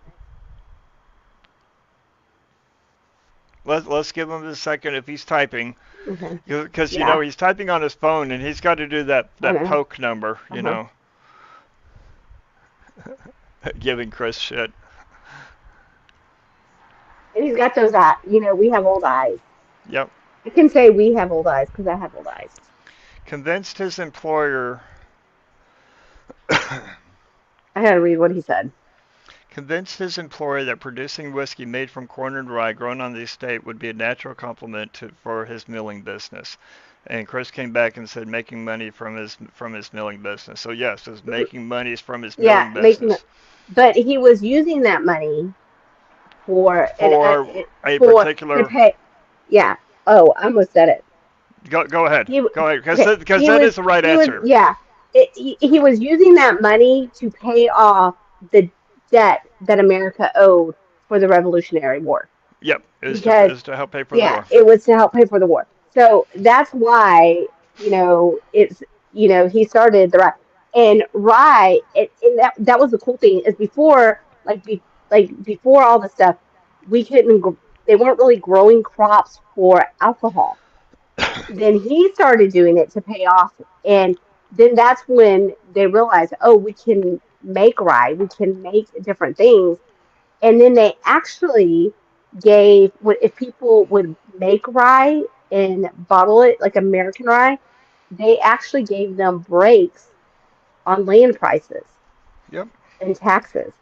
So there's Yep. another bit of Another history information. lesson. Another All right. history. So we've got a new segment that Red and I are thinking about doing, and haven't come up with a name on it yet. So I'm just gonna tentatively call this a gadget corner. I got this lighter sent to me. Now this is the lighter is a Kiremp, KIRENP lighter. Now, nice. You can see it's a nice size, good heavy weight on it. You might be able to see right here Hmm. is the gas window, so you can see how much gas is in it, which is really nice. I mean, it's one thing that I I love like about that. lighters. This is a great lighter too, but it doesn't have a gas window, and I like a And you gas can't window in it. see. I You like know, to see I my I, I do how much too. more I like to go if I need to fill it or whatever. Because I don't like it completely empty when I refill. The And don't lighter get on to also me about that, has people. lighter also has a cigar rest on it. So I mean, this is it's a nice cigar rest, big enough to where it can hold a Toro, as you see. It's a quad flame lighter, which I like. Hmm. Nice flame. As you can see, it comes to a tip too. Hold it up. So Hold it up. There you go. There you so it comes to a tip, which makes it nice for touching up cigars when I need to touch up. But here's the cool things on it, okay? So it's got a good weight to it, which is nice. Uh, Cap flips up nicely. Has a nice go. Punch. large size, so it's not your standard 5 or 7 mil. I believe this is a 9 mil punch, which makes it better for larger ring gauge cigars. Right. Cigars, so that way you can get a greater airflow. But here's the really cool thing. Check this out. It's got a draw tool built That right part into is it. very, very cool. This is cool. This is and it's not so small that it's going to blow away, or get knocked over easily. Hmm. Um, I'm impressed. It's got some cooling vents, so these holes right here are cooling vents. So even your lighters, they always get hot, when you're burning them. Hmm. But these Hmm. cooling vents helps cool down that flame, so it doesn't burn. I mean, it does. Also, it doesn't burn your hand. It doesn't burn your hand. This one here, I mean, I light it, and then all of a sudden my hand is burning to the point where Hmm. I've actually dropped the lighter a couple of times Yeah. and broke the lid on it, where I Hmm. have to force it to shut. Uh, $26. That's not bad at all. That's like a 20, steal. 26 bucks I would on have this. pegged it for like 30, 35. And it comes in a really cool case. So, really nice looking case on this. Uh, it's got the molded cut for it where you can hold on it. So this is like one of those boxes that you don't really want to kind of throw away that your lighter comes Hmm. in on it. On Amazon for $26 on this. And right now they've got a sell for it for $20. Wow. That's a great I deal. kid you not. $20 right now for this lighter. So I'm gonna have to say for lighter, and we all have all of our lighters Hmm. that we like to. This is a Hmm. good tabletop lighter, Hmm. and it's a good pocket lighter. So I could put it in my pocket, carry it around with me. It's not gonna be too big to where I feel like I'm being weighted down Right. with it. That's a nice good flame. Hmm. That is a good Uh, flame. so I'm gonna have to say that I recommend this lighter for someone Hmm. who wants a lighter on it. So this is Caramp Brandis Carops. You can go on Amazon right now and search for cigar lighter. So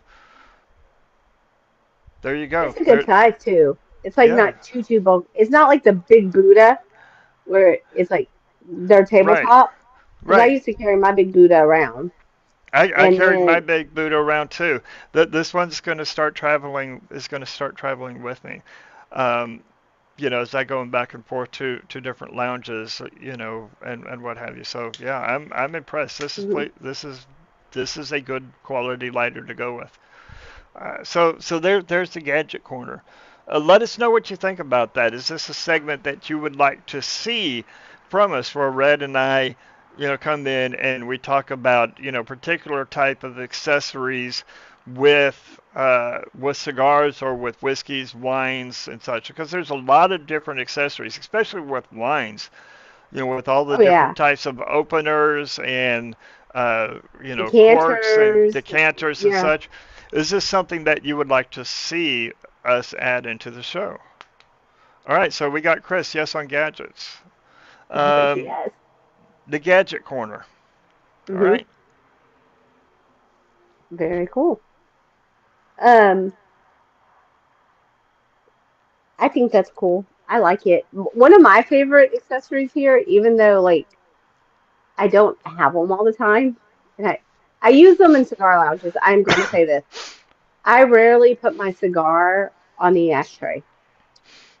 And I know that they clean them and all that stuff, but like for me, I don't usually put my cigar on that. I will use a cigar rest and then put it on the ashtray.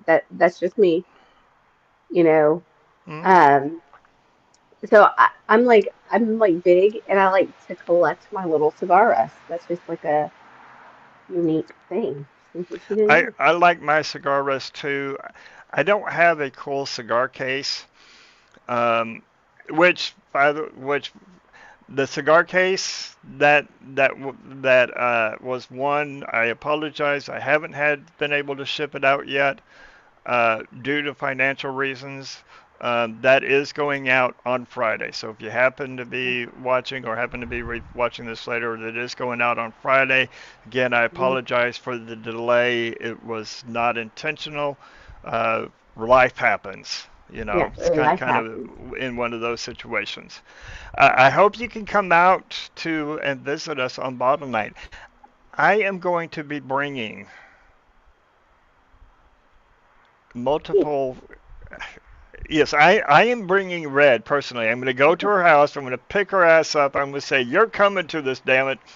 No. No, I'm coming, but it's just going to be a little bit later. All right, I'm gonna say right now, I am bringing a flight Ooh, of whiskeys. I am bringing the four of the vertical of Weller. So we're gonna have Weller Special Reserve. We're gonna have Weller 12, Weller Antique 107, and Weller what? Foolproof all Holy there. fuck. So I'm bringing that, Okay. and I am also picking up a bottle. I don't know what it is yet, but I'm going to be picking up a special bottle. Um, Probably going to be an allocated type bottles, one that's not easily Hmm. achievable, easily to get for it, because we're going to be celebrating. We're going to be celebrating the fact that I'm now working, and on Woo! Friday, my first payday in over 100 days. Wow. That's like a huge celebration. This is going to be a celebration. Celebrate good times. Come on. So I hope you guys Like can come out. yeah, I will be Please come there. out. Yeah, I will be there.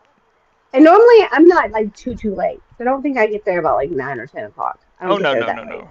No, you get there. You get there at a good time. This is the first time that I've had to relight the cigar. I've like really enjoyed this pairing. So Fourth of This July, is a it's bit gonna of a be fun. rye and the American. Anytime you want to celebrate America, grab the American and a rye. and grab America's First Spirit. Yeah, because that's Specialty worth on the. Friday. I've already smoked my specialty, so unless you want to bring another specialty, I may be smoking the Red Anchor on Friday night. Um, I'm just still trying to figure out what I'm gonna do tonight and tomorrow. I haven't thought about whatever Friday. You're already talking about cigars and stuff. Gotta plan ahead. I I'm am just gonna good to make it a day at a time. I am gonna be putting a deposit down on a house, so coming soon, Ooh, coming yeah. soon. I'm not gonna be on this balcony. Which I'm excited for you for that. But by the way, I Googled that area and it's 45 minutes from my house. So it's actually 15 minutes further from where you live. Just saying. It'll be worth it.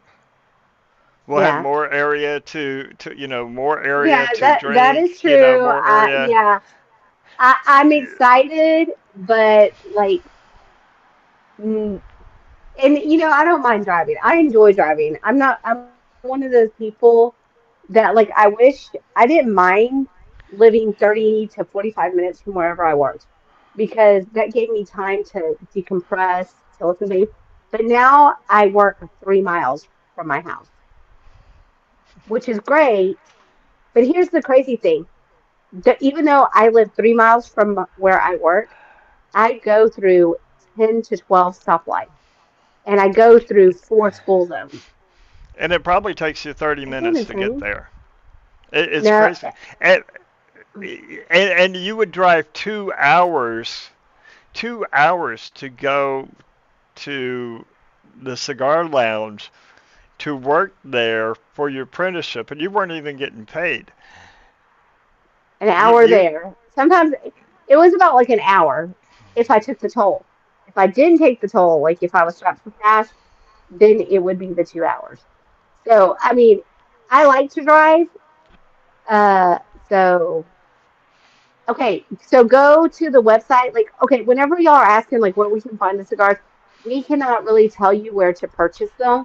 So this is okay, because Lauren and I were talking about this last night.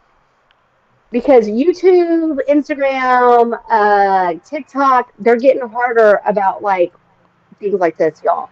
So, and I'm not trying to sound like a bitch, but we cannot tell you or we will get this video off the thing. It's not us being yep, bitchy or rude or whatever. We want to keep our videos, Google it. And it's not me saying it's not us trying to be rude or bitchy or whatever, but we want to keep these videos up online. And if we tell you where you can get certain things or like direct message Graveyard and I, but like my best thing is like Google it and like sometimes you might have to have it shipped to you, but just do it through a brick and mortar or do it straight through the company. yep, So yep. And so when people come at us, we're like, we can't say the price point on it because we want to keep these videos up, and they are getting like really mean and like nasty towards tobacco and whiskey and all that. I know you're a sensitive guy, so go cry in your corner now, billionaire, I, and I'm, throw some I'm, dirt on it. I'm gonna quote somebody. Get a helmet. Yes. Get a If you helmet. know, you know. If you don't, then yeah. So get a helmet. So because like it a lot of times is like people like Lauren and I were talking about that. People will say, "Hey, where can I do this?" And my whole thing is I know it's great right now you're asking on the show, but we like to keep our videos up. We haven't, knock on wood, because I have wood everywhere. We haven't been flagged. I actually got flagged on one of the videos that I posted up, one of the shorts that I posted up to YouTube. I got flagged on it and it didn't show, which was when I had a Hector quesadilla one. Casada, I call it quesadilla. The casada, it I got flagged on YouTube on my own personal channel. So there you go. Yeah, we've been fortunate that we haven't been flagged yet, but it's also because we've been diligent to make sure that we're not Hmm. mention anything that the algorithm would count. Now we have had one video that did get age rated Yeah. on it, even though all of our videos are age rated. Um, but it did get age rated on Hmm. that. But we haven't received any flags. We haven't received any warnings on it. And we don't And want. we're one of the few, very few. I think we're We're the probably one of the. I want to say like everybody else has talked about getting flagged. Knock, knock, knock, knock. I'm knocking on the wood. But it's because we're very particular, and it's not us being rude. It's not us being insensitive to you. It's just we tell it like it is, right? we're trying to, yeah, we're trying to protect our Trying to brand. protect us. Yeah, Yeah. trying to protect us and our brand. We're still growing. We are at 186 subscribers on YouTube, so please continue spreading the word out. We thank everybody who has Yes. subscribed and everybody who is spreading out the word. Mhm. We've got some really cool guests coming up that we're trying to nail down some time, dates and times Mhm. on. Um, we've got a magazine that we're working on, I know that. Let me and tell you, I am beyond pumped about the magazine. I am so excited about.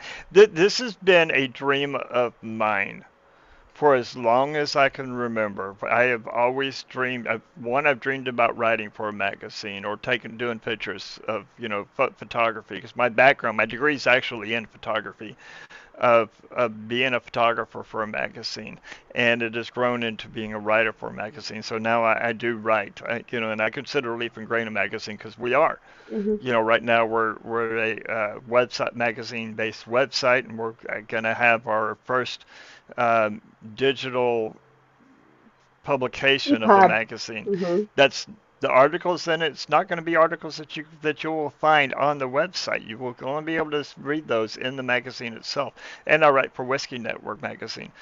But my dream is to be able to publish our own magazine. And I kind of take a little bit of ownership and say mine, because this has been kind of like my baby that I've been It, driving. it, it, I'm gonna say it's been his baby. Mine is more of the podcast, and that's been more of like. Well, I don't want to say it was like necessarily a dream, but that's where I prefer.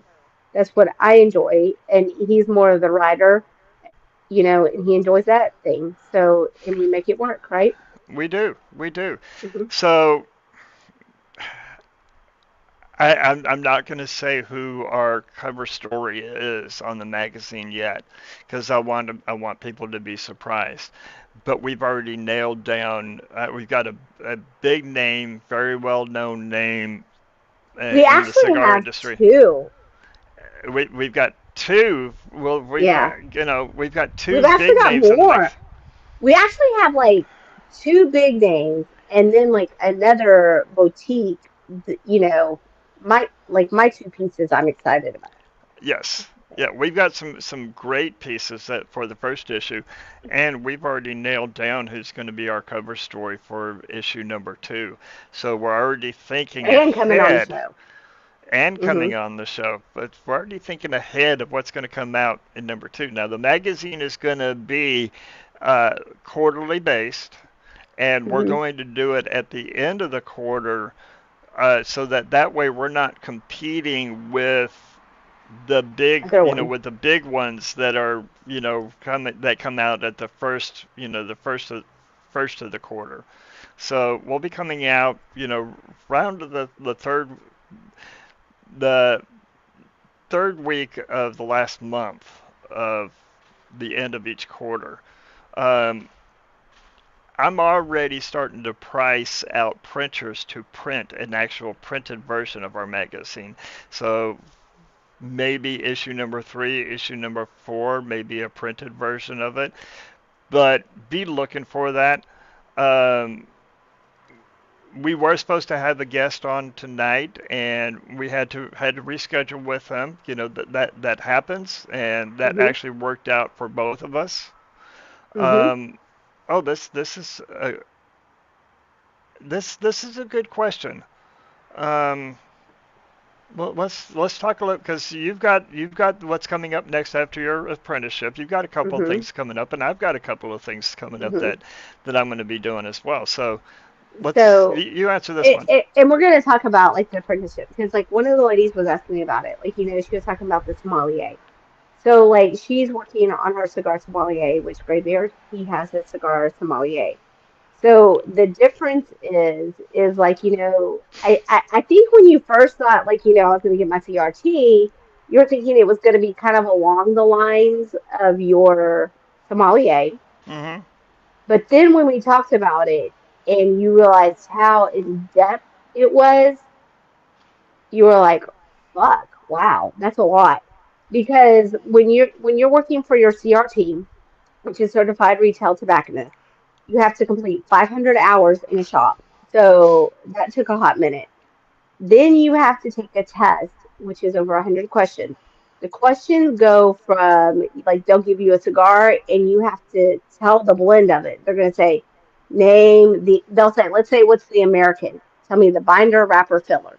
So they will give you cigar companies that have been around legacy cigars and they give several of them and they give you about like 50 cigars, that you have to remember the wrapper, binder, filler on this. Then they also ask you about hookahs because that's part of the cigar culture. They're going to ask you about pipe tobacco. They're going to ask you like what kind of strands, if it's, a ribbon, if it's, different ones. Then they're going to ask you the makeup of the pipe, when it was invented, where it comes from, what's the difference between pipes, and you don't know which questions you're going to get. You have to make a 90 or better. If you don't, you have to retake the test. And the thing is you have to pay every time, and it's not cheap. So that is why. And it's like when you read the book's about like how many pages? Would you say it's about 300 pages? The book, I think it's actually too. probably closer to 1,000 pages. I mean, Yeah. it's a huge, it's a It very, and I've read the book. I've read the book yeah. myself, but it is intense. It's an intense book. It's an intensive. So basically, it's a test over that book. It's like insane. So then you have to make a 90 or better, and then you get that. So after that's completed, then I'm going to work on like I say my beer certificate, but that's going to take a couple of years because it's like kind of like the cigar retail tobacconist. And then after that, for me, after I get the beer one, I will be doing a master blender, which takes about 2 to 3 years. So that is that. Would I recommend it to others? So here's my thing: is like if you're not going to go to the in depth and you don't need everything that like I'm doing because like we have goals. We want to open up our own cigar shop, our pairing shop and all this other stuff. And we're not going to give out the names because we don't want anyone to take our name and all this stuff. So after like we do that, it is good to have a certified retail tobacconist for that. And it's also good to have like the master tobacconist, which is our goal. So if you're not interested in doing the in-depth or not opening up a lounge and all that stuff, I recommend the route that Graybeard did, the cigar sommelier, because you get an in-depth amount of knowledge for that. But it's not for those who want to take it to the next level. If you want to take it to the next level, then totally would recommend that.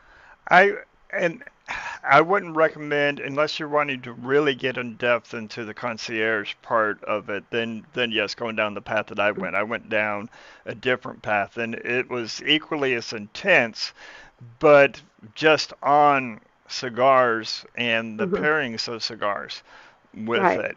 I would recommend if you want to learn more than going around the cigar sommelier that's put out by the Tobacconist University, and that's much easier to do. Hmm. And we will actually, at some point in time, be doing those classes themselves Hmm. with that. Uh, See you, Chris. Thanks for Bye, jumping in, Chris. buddy. Thank you. Thank you, friend.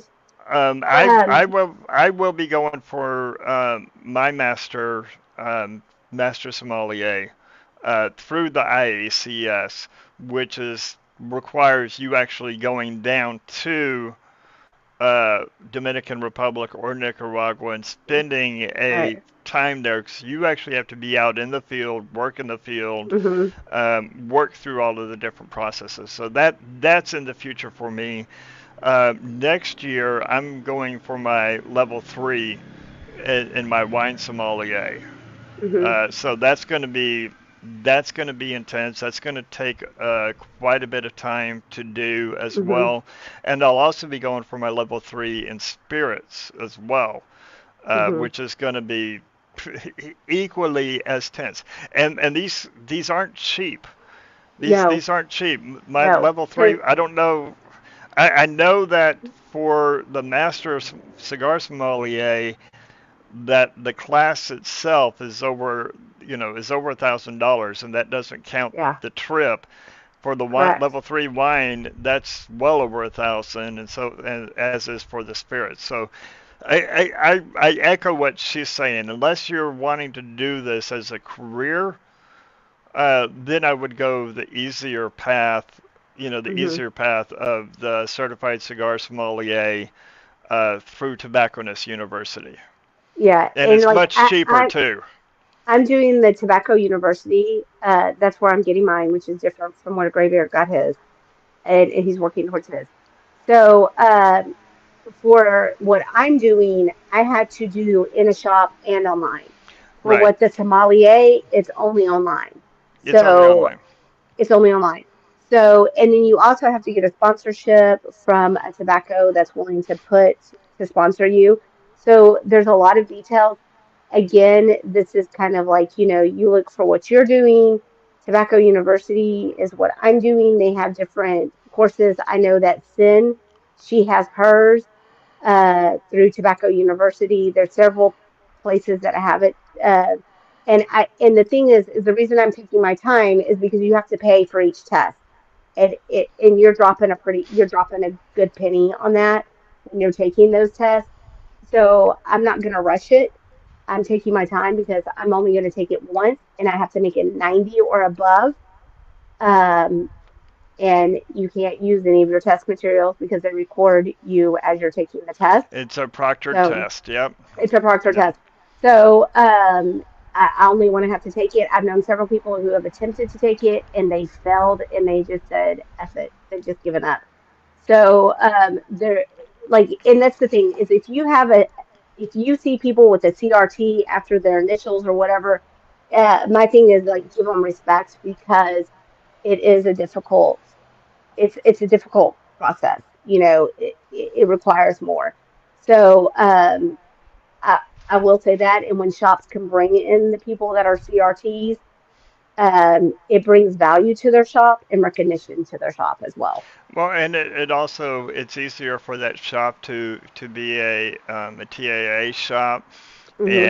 and be able to get those TAA exclusive cigars with Hmm. that. The Because they're not just IAC going to give it to anybody. No, the IACS one. Just to give you an idea of the test, I had to submit 5 videos of me perfectly cutting a cigar, Hmm. different cigars, and the cigar, it could not unravel. So 5 different videos of perfectly cutting, 5 different videos of me lighting a cigar, and I'm not allowed to take it up. So this is why I'm so adamant, and this is how I learned about the difference between soft lighting and hot lighting. One of the lightings that I had to do was with a cedar stick Hmm. and perfectly light that. And if you see any charring coming down the wrapper, They'll nope, say that no. They'll that they'll gets say that gets that kicked you back. have to, yeah, you have to That redo it. I had one that they came back and said you got a little bit too much charring on it, and I mean it was like the edge A of it dot. was, and it was just like not even an eighth of an inch down, and they sent it back and said nope, that one's not Hmm. good. I had to do 5 reviews, and one of it included a Cuban cigar. So I had to do 5 different reviews of Hmm. the cigars, and submit that. Then I had to take a test, a Hmm. 75 question test, 90 or above on it, And then after all of that, phone interview. So be interviewed on the phone with somebody where they're asking me questions on all of Hmm. that. All of that is just, and that's just the base level.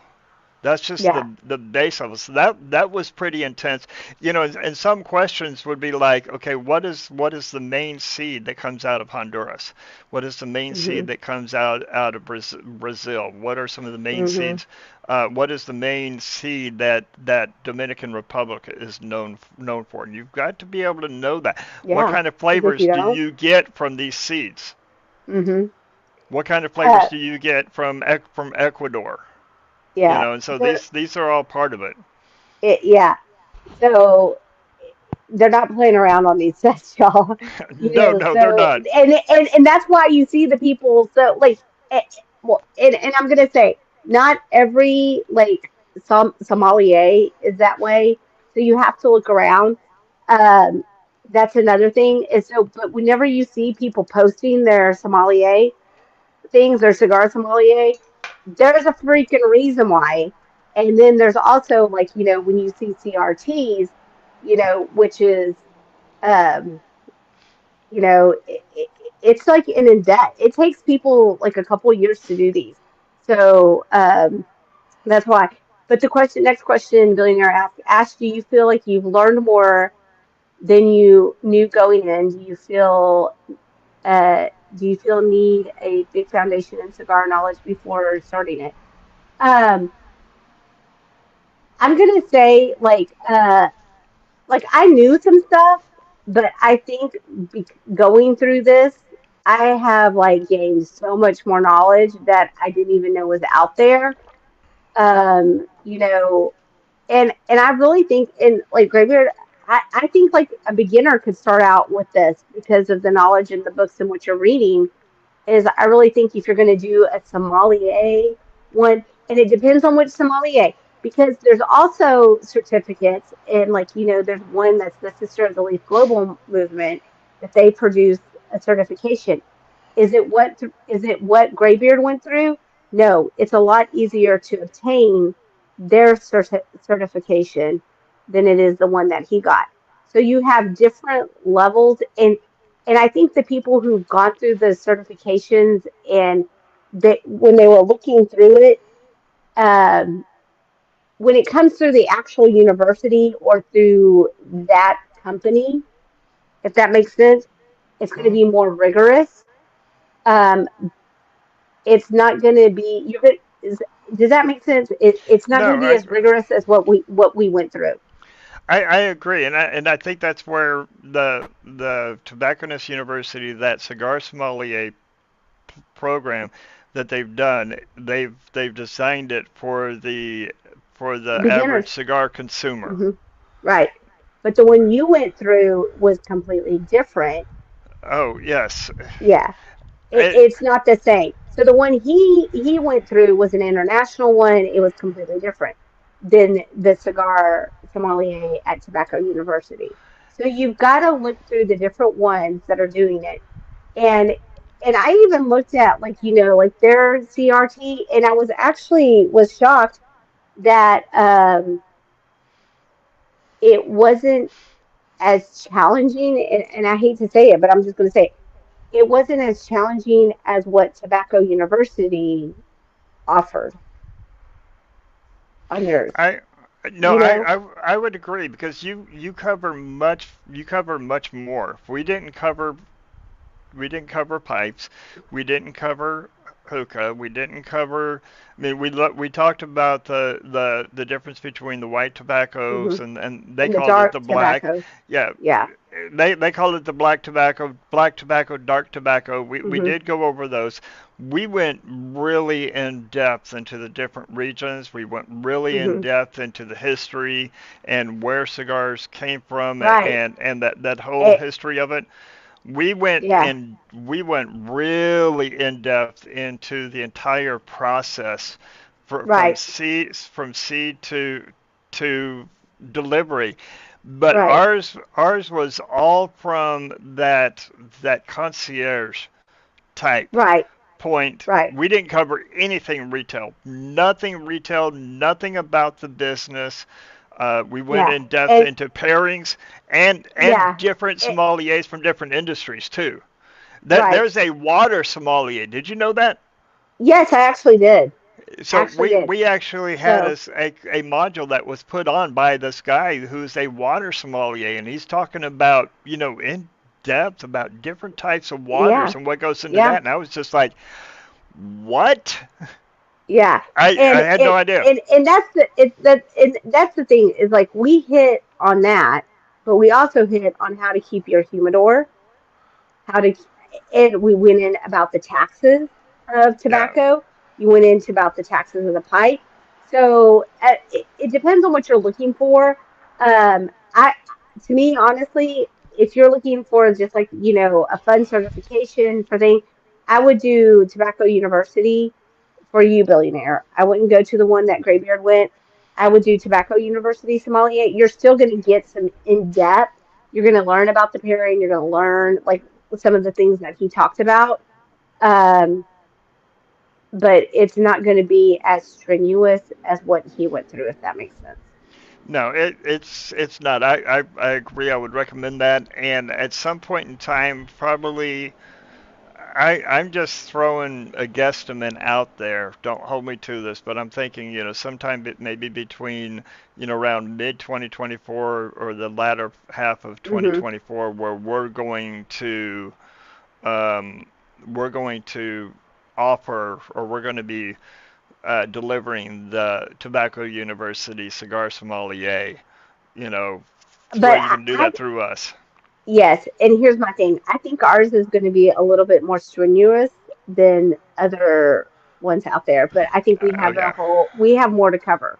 we we have talked about doing a cigar pairing sommelier, cigar pairing Hmm. certifications, three different levels. So a Hmm. beginner, intermediate, and an advanced, where we're going to cover everything that we've just been talking about with the cigars, but we're going to be going in depth into wines.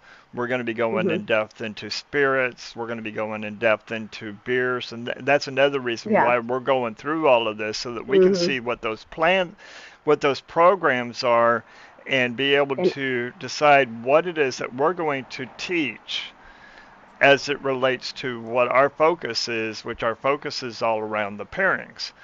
right. So when you come out, and all of this right now is just in discussion, but the idea is that when you have completed ours, if you wanted to go and get your level one, level two in wines, level one, two in spirits, Hmm. level one or two in beers, and your cigar sommelier, you're going to be able to go and take those tests and pass them because you'll Right. have that knowledge. But that's It, the idea. and you do have to go to a factory outside of the U.S. And the reason I'm saying it's like a farm and a factory. It's just not just Yes. the factory. It's the farm and everything. And the reason it has to be outside of the U.S. and here's the thing, is the U.S. is still new to this, y'all. Yes. Very much. We are new and we don't do it like you have to appreciate the history and the culture. And when you work on your like the sommelier, the master one that he's doing on, and when you're working on your master tobacconist, which takes about 2 to 3 years for a master tobacconist. You have to go from the reason is you're going out to those countries is because they have that deep, organic, rich culture of it. U.S. has kind of made it's more modern than the other countries have it. So that is why they're expecting you to go outside Yeah. of the U.S. We're gonna be out in the farms. We're gonna be going through the Hmm. primings. We're gonna learn how to how to string up the bunches and hang them in the Hmm. barns. We're gonna learn how to We're going to build be the the farmers pilots. We're gonna be all enrolled. aspects We're going to be all like aspects everything, everything. So rolling, yeah. how what's the process of going through the blendings, Hmm. and the aging rooms, the whole Everything. it's yeah, Yeah. everything. There's so much And to it. It's mind-boggling. and for like the master, and I don't know this, for the master tobacconist, you actually have to find a master blender to sponsor you. Yes. Yeah. Hmm. Now So it's a little bit different. ours doesn't. The Tobacconist University is that's like the elite. That's the elite That's elite. Yeah.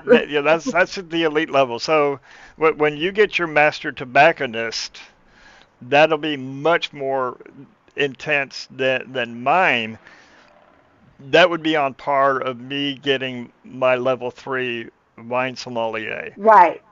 Yeah. or going after my level 4 wine sommelier, which a level I was 4 gonna wine say, I was gonna sommelier. say it's more of like your level four because you have to actually blend and compete, and they have to taste it, and it comes down to like how you have your master wine, and they bring out a bottle, and you have to tell the regions, and you have to do all that stuff.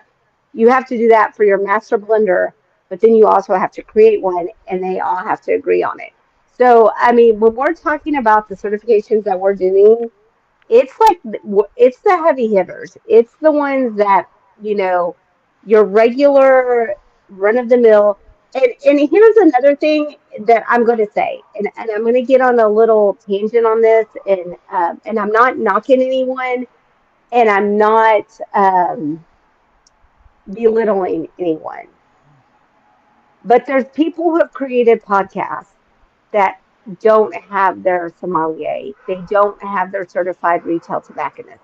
They haven't even freaking worked in a cigar lounge. It's something that they just enjoy. And it's a hobby, and they've studied a little bit, they've read a little bit, they've watched some stuff on YouTube, they've learned from other people. I think that's kind of what sets us apart from our podcast is because this is more than a passion. This is something that we're looking at for a livelihood that we want to do when we, retire. Hopefully before we retire, we would really love it before then. But I think it's kind of a little bit different because some podcasts, they just have it. They have guests on the show. They ask the questions. They ask usually the same questions, for each guest. And I'm not knocking it and I'm not saying you shouldn't watch them because we participate in other podcasts, Oh, absolutely. that but I think that's what sets us apart is this is an actual business versus getting up here and just enjoying and having fun. I, I'm I'm going to give us both a little pat on the back Hmm. on some comments that have been made about both you and I with our knowledge. And this is, you Hmm. know, I'm trying to say this and still remain humble, but I'm proud to have had this comment made about me, and I know you are having this comment made about you. We have both had master blenders in cigars that we've talked to, both on the show and off the shows, Hmm. at lounges and such, that were surprised that we haven't already gone through that master level. That Hmm. I was talking to a blender, a master blender, and uh, he said, you've never blended your own cigar, you've never been to a factory, you've never seen Yeah.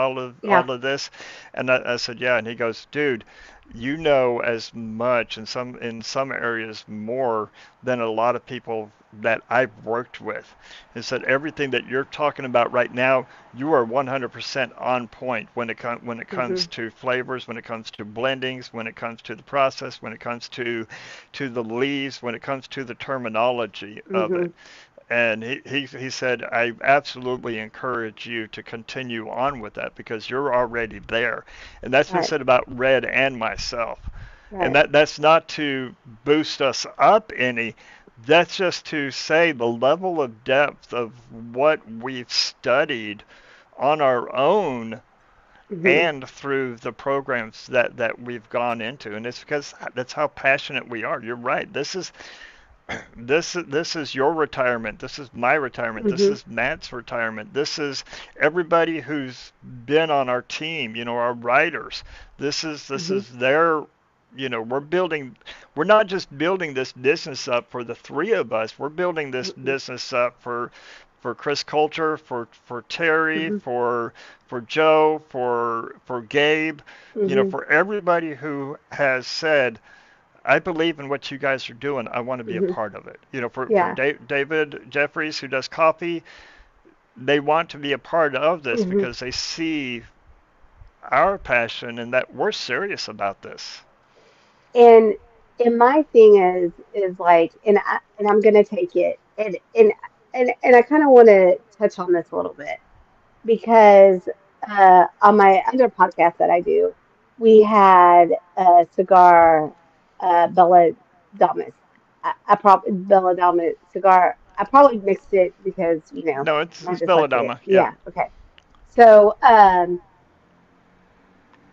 it we talked about like women in this industry, we're not feminists, we don't, we want the respect and everything that we deserve because we've worked hard for it, but we're also one of the guys, kind of a thing, but the thing is like a lot of men and mainly a lot of women don't understand cigars, and I'm calling it out.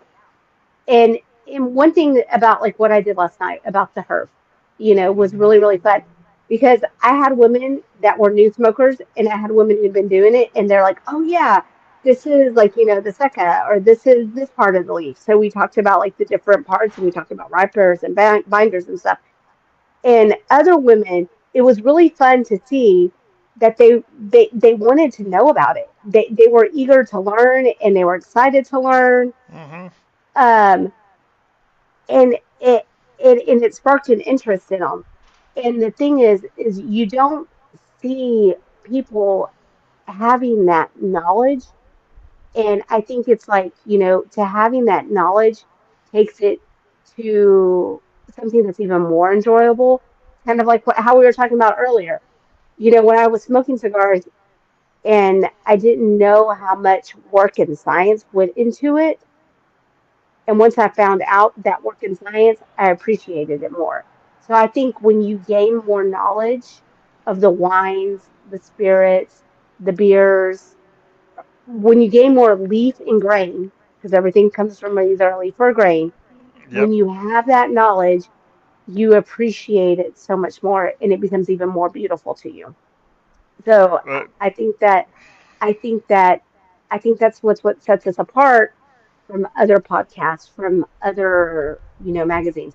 And it's been rewarding to have people that own companies and have come up and just said, "Hey, what you're doing for this industry is beyond remarkable." It's a beautiful thing. Now, was I like this 4 or 5 years ago? Hell no. It's something that I'm a nerd. I like learning shit, and that's what we've done. And I think that's kind of, we've taken it to the extreme by getting our certifications because we have goals and this is a business for us. It's not just a podcast.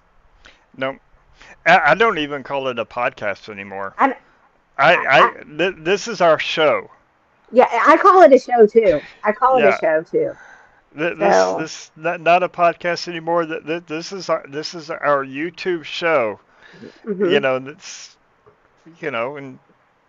and I'm happy and proud of what we've accomplished. I hmm mean, we've only been yeah, doing this for 2.5 years. It was hmm funny. I was in my gaming guild, hmm and we were in our chat, 'cause we have our guild hmm chat and the officers. And I mentioned it's like I want to grow. I want to be a professional cigar smoker, wine and whiskey drinker when I grow up. And hmm one guy comes back and goes, "Graybeard, I, you already are." yeah.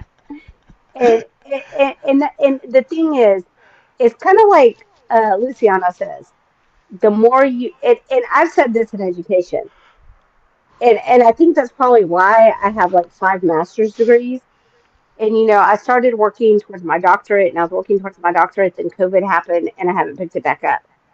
But here's my thing: is I can never learn enough. I can't, and I'm always craving more and more knowledge. And that's what has been beautiful about this journey because and it's crazy when you think about this when we first started off with this. And I know we're going memory lane and we're going over, but we're gonna I we're gonna celebrate this. I, I don't care. It, Yeah. yeah. It, my thing is like my first review ever online for a cigar was Pichardo. Yep, I It was the remember. natural. You Yep. know, and I've had people say, "Hey, Reg, you need to get on. You need to do this. You need." So finally, I decided, you know what? I smoked it. I wrote down notes. I did my homework. I like deconstructed everything about it. And when I did, the feedback was amazing. And then when the sales goes up for a cigar at across the regions that were watching it because I was reviewing and talking about it and talking about Luciano and Pichardo and all that stuff. It was it was amazing because before I didn't have that, but because I always want and I crave knowledge and I ask a billion questions, and it's just kind of like when I first went to the underground, I'm like, well, why does this cigar taste different than this one? And I would ask people, and I would go to events, and that's one thing is you go to events, and the beautiful thing about boutique cigars is they usually have the owners, which is like the most wonderful thing is they have the owners, and the owners can tell you and explain to you. Then you crave more knowledge, and it's a wealth of knowledge that's beautiful. And I get called a nerd for it. I don't care because when I tell other people, like the ladies and I had so much fun, you know, and they were excited and they want to learn more. And I think that's what is beautiful about the communities of cigars and whiskeys and wines and beers is because I, people have that desire to know more because it's kind of unknown for most people. oh, They I. don't think about it. That's some of my favorite things to do is to go and do an event. Hmm. Where is you're directly interacting with the people Hmm. right there, Hmm. and you're walking them through a tasting, or you're walking through them through a pairing, or you're walking them through a cigar, Right. and just the questions that come, and it's I almost describe it as like when your child has found something that's really cool to them and they start Hmm. asking you questions, Exactly. and Yeah. and just that glow in their eyes that they're Yeah. just starting to absorb the knowledge of sharing with them, like you're out planting something and it's like, so dad, why is it that we have to dig the Hmm. dirt, and what are you doing Like, with how this, come we have to do so many inches? And the and science why that are you becomes spending, yes, the it's sexy. excitement of it. Yeah. And and I was gonna say, it was so funny because all the ladies love you, Graybeard. Because like I was sitting there, I'm like, yes, I'm with Leafy Green. I'm one of the co-owners, and I said yes, Graybeard, or and they're like, oh, we love Graybeard, and I'm like, yes, the tall string bean. Yes, that's my work husband. Yeah. And so, either people think that we're in a relationship or that we're actually real life brother and sister. I know you get that too. Oh yeah, Because oh yeah. everyone always asks, are we married or are we together? No, we're not. No. We're work husband, wife, and I also I'm bossy like you're. I would be bossy like your wife or your girlfriend because I do tell you what to do. You Um, do. You so do. yeah, I do. I do. But it's And out of I love and ignore care. it. But I ignore it he ignores like a it, and I'm husband. like, what the fuck? What the fuck? You know. But like, but all the ladies like, oh, we love Graybeard and everything. And I'm like, yeah, and they're like, oh, you're the girl that he talks about. Yes, I'm the girl, or the fishnet. They knew me from my fishnet photos, which I have to laugh about that. But it was set like I taught them how to smell, from a Glencairn because a lot of those women didn't like whiskey and they didn't know how to appreciate. They didn't know how to retrohale on a whiskey. I didn't know until you taught me. So it's what's beautiful about it is we share information together and techniques that we use so that way we can educate multiple people and they can go out and try it. That's the whole thing about leaf and grain that makes it beautiful is Oh the yeah. education. The other night at the big event, um, and this was there was two ladies and two gentlemen that sat down by where we were sitting there at the Hmm. underground, and they had tried some of the Rittenhouse rye, Hmm. and they put it in a little shot glass and they just shot it. So Oh, we talked about that. the very first one, the gal that did it, and I'm just like, and she had her husband try it and he shot it, and I was like, don't shoot it. No, And they're like, what? you You're make supposed to love shoot? to it. So like you're supposed to shoot whiskey, and I'm like, no, you're not. So that I said, I'm going to teach you how to sip, how to Hmm. drink a whiskey and get the flavors from it. And so what I walked them through the sip sip swirl, and it was Hmm. her and her husband. And I did it with her first, and then her husband. She's like, "You got to do this. You got to do what he's telling you Hmm. to do." She goes, "It blew my mind." They get their daughter over there, and he's Hmm. like, "Okay, this guy, he knows what he's doing.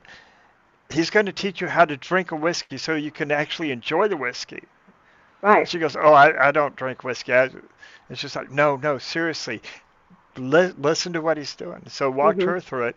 She goes out and gets her boyfriend.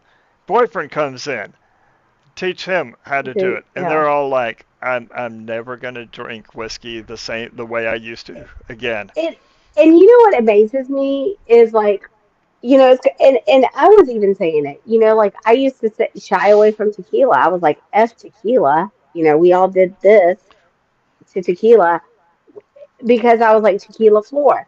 But and I even told them like vodka, you sip it. It's made for this. You sip tequila because we are like an American thing is shot, shot, shot, shot, shot.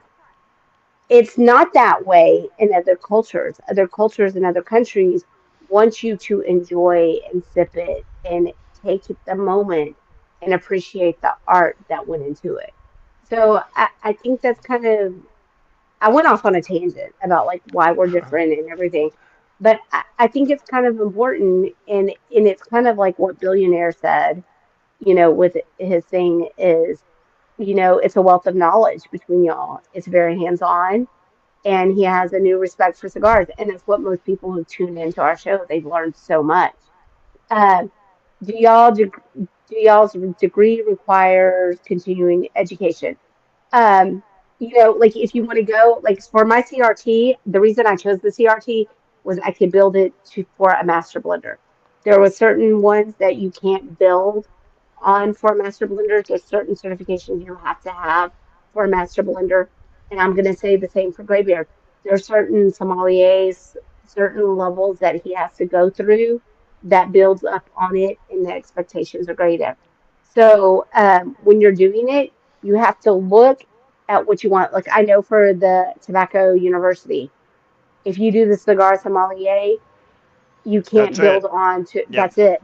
That's That's it. it. That's it. Yeah, you can't do other ones. So if you're really interested in doing this, you've got to do the research. Like, Graybeard, showed me his. I looked at several different ones and I don't know why I chose the one that was more challenging. I I know exactly why. You said that you have chose that one because we want to open our own shop. We want to open up our There, own lounge, there you and go. and we need it. And We it need covered it. more. Yeah. We So it covers what we need for that. Mine yeah, doesn't. But yeah, mine I can go and work at a high end cigar lounge, yeah.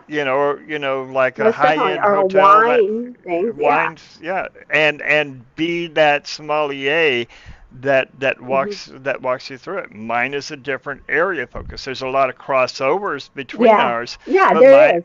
mine Yours is is a more different focus. customer and guest related services. Yes, While absolutely. mine is owning, like mine, like you want to open up your own cigar, you want to open up your own shop, you want to have this. And so I think, and that's why we did it because I knew that Graybeard had this one. And I was like, there's no point in having two cigar sommeliers. It's kind of dumb, you know? Huh. Well, I mean, You even in the know? wines. So I'm doing my wines through my wine sommelier through one path, and Terry is doing hers through a completely different path. Yeah. Yeah, She's completely doing different. hers through the quarter sommeliers, quartermasters, and I'm doing mine through the Wine Spirits Education Trust. Uh, and that's going to give us okay, okay, all right. Okay. Okay. So I might just have to give you the recipes and you might have to expound because, like, this is what I'm going to do. And you will see less posted from me for October, November, December, and January. And I told Graybeard this. Like, you're I've probably, known this. yeah, and he kind of knows this. But federal law has changed for education. Anybody who is considered dyslexic, you have to put in special education. So I work at a campus and I have over 140 kids that are in special education. Then I'm bringing over 45 kids that are dyslexic. And part of that is me having to reevaluate kids. So whenever I reevaluate a kid, it takes 40 hours, then it takes about another 20 hours to write a report. So there you go. So I will try to have those. I will give them. We might have to have somebody write them up. So I will try to get those recipes and eyeball them, if that makes sense. Do that, and I will get them in and posted. Um, Yeah. we've got some good shows coming up. I Oh, I know. I'm excited. we've got some good guests coming up. Hmm. We're going to Hmm. have a special Halloween show to where we've got some Oh, yeah. unique Halloween You glasses. forgot those I for forgot a me. lot of things. I Yeah. forgot a lot Bring of them this things. Friday. Bring them this I Friday. I got a lot of things I need to bring you on Friday. Um, Hmm. so yeah, so please subscribe. Those of you who are watching the afterplay on this, apologize. We've gone 2.5 hours. Not really. Sorry, not sorry. Um, Yeah. please subscribe. Go out, hit our website, read the articles. I've Hmm. got a new article on whiskey sour that I'm posting Ooh. after I use the restroom. Um, if you want to learn some of the history behind a whiskey sour, uh, got that coming up. But as we always say, to wrap this up, we thank you guys. We appreciate everybody. We love you guys. We would not be able to do this without you guys. And on that note, enjoy And the thank you for the pairings. love, Gravy. Yes, Thank you for the love, billionaire. We're glad that you go. Oh, look at that. Did you see that? I did see Look that. hard. That was Oh, cool. yeah. Thank you for the love. Thank you for going to the website. So as he My said, explore the. you're You're you're going to on an do that. iPhone. I'm on a tablet. Yeah. You're on. I mean, I'm on my So yeah. laptop. So, anyways, So explore the pairing. There's something for everyone. Y'all have a good night. good night.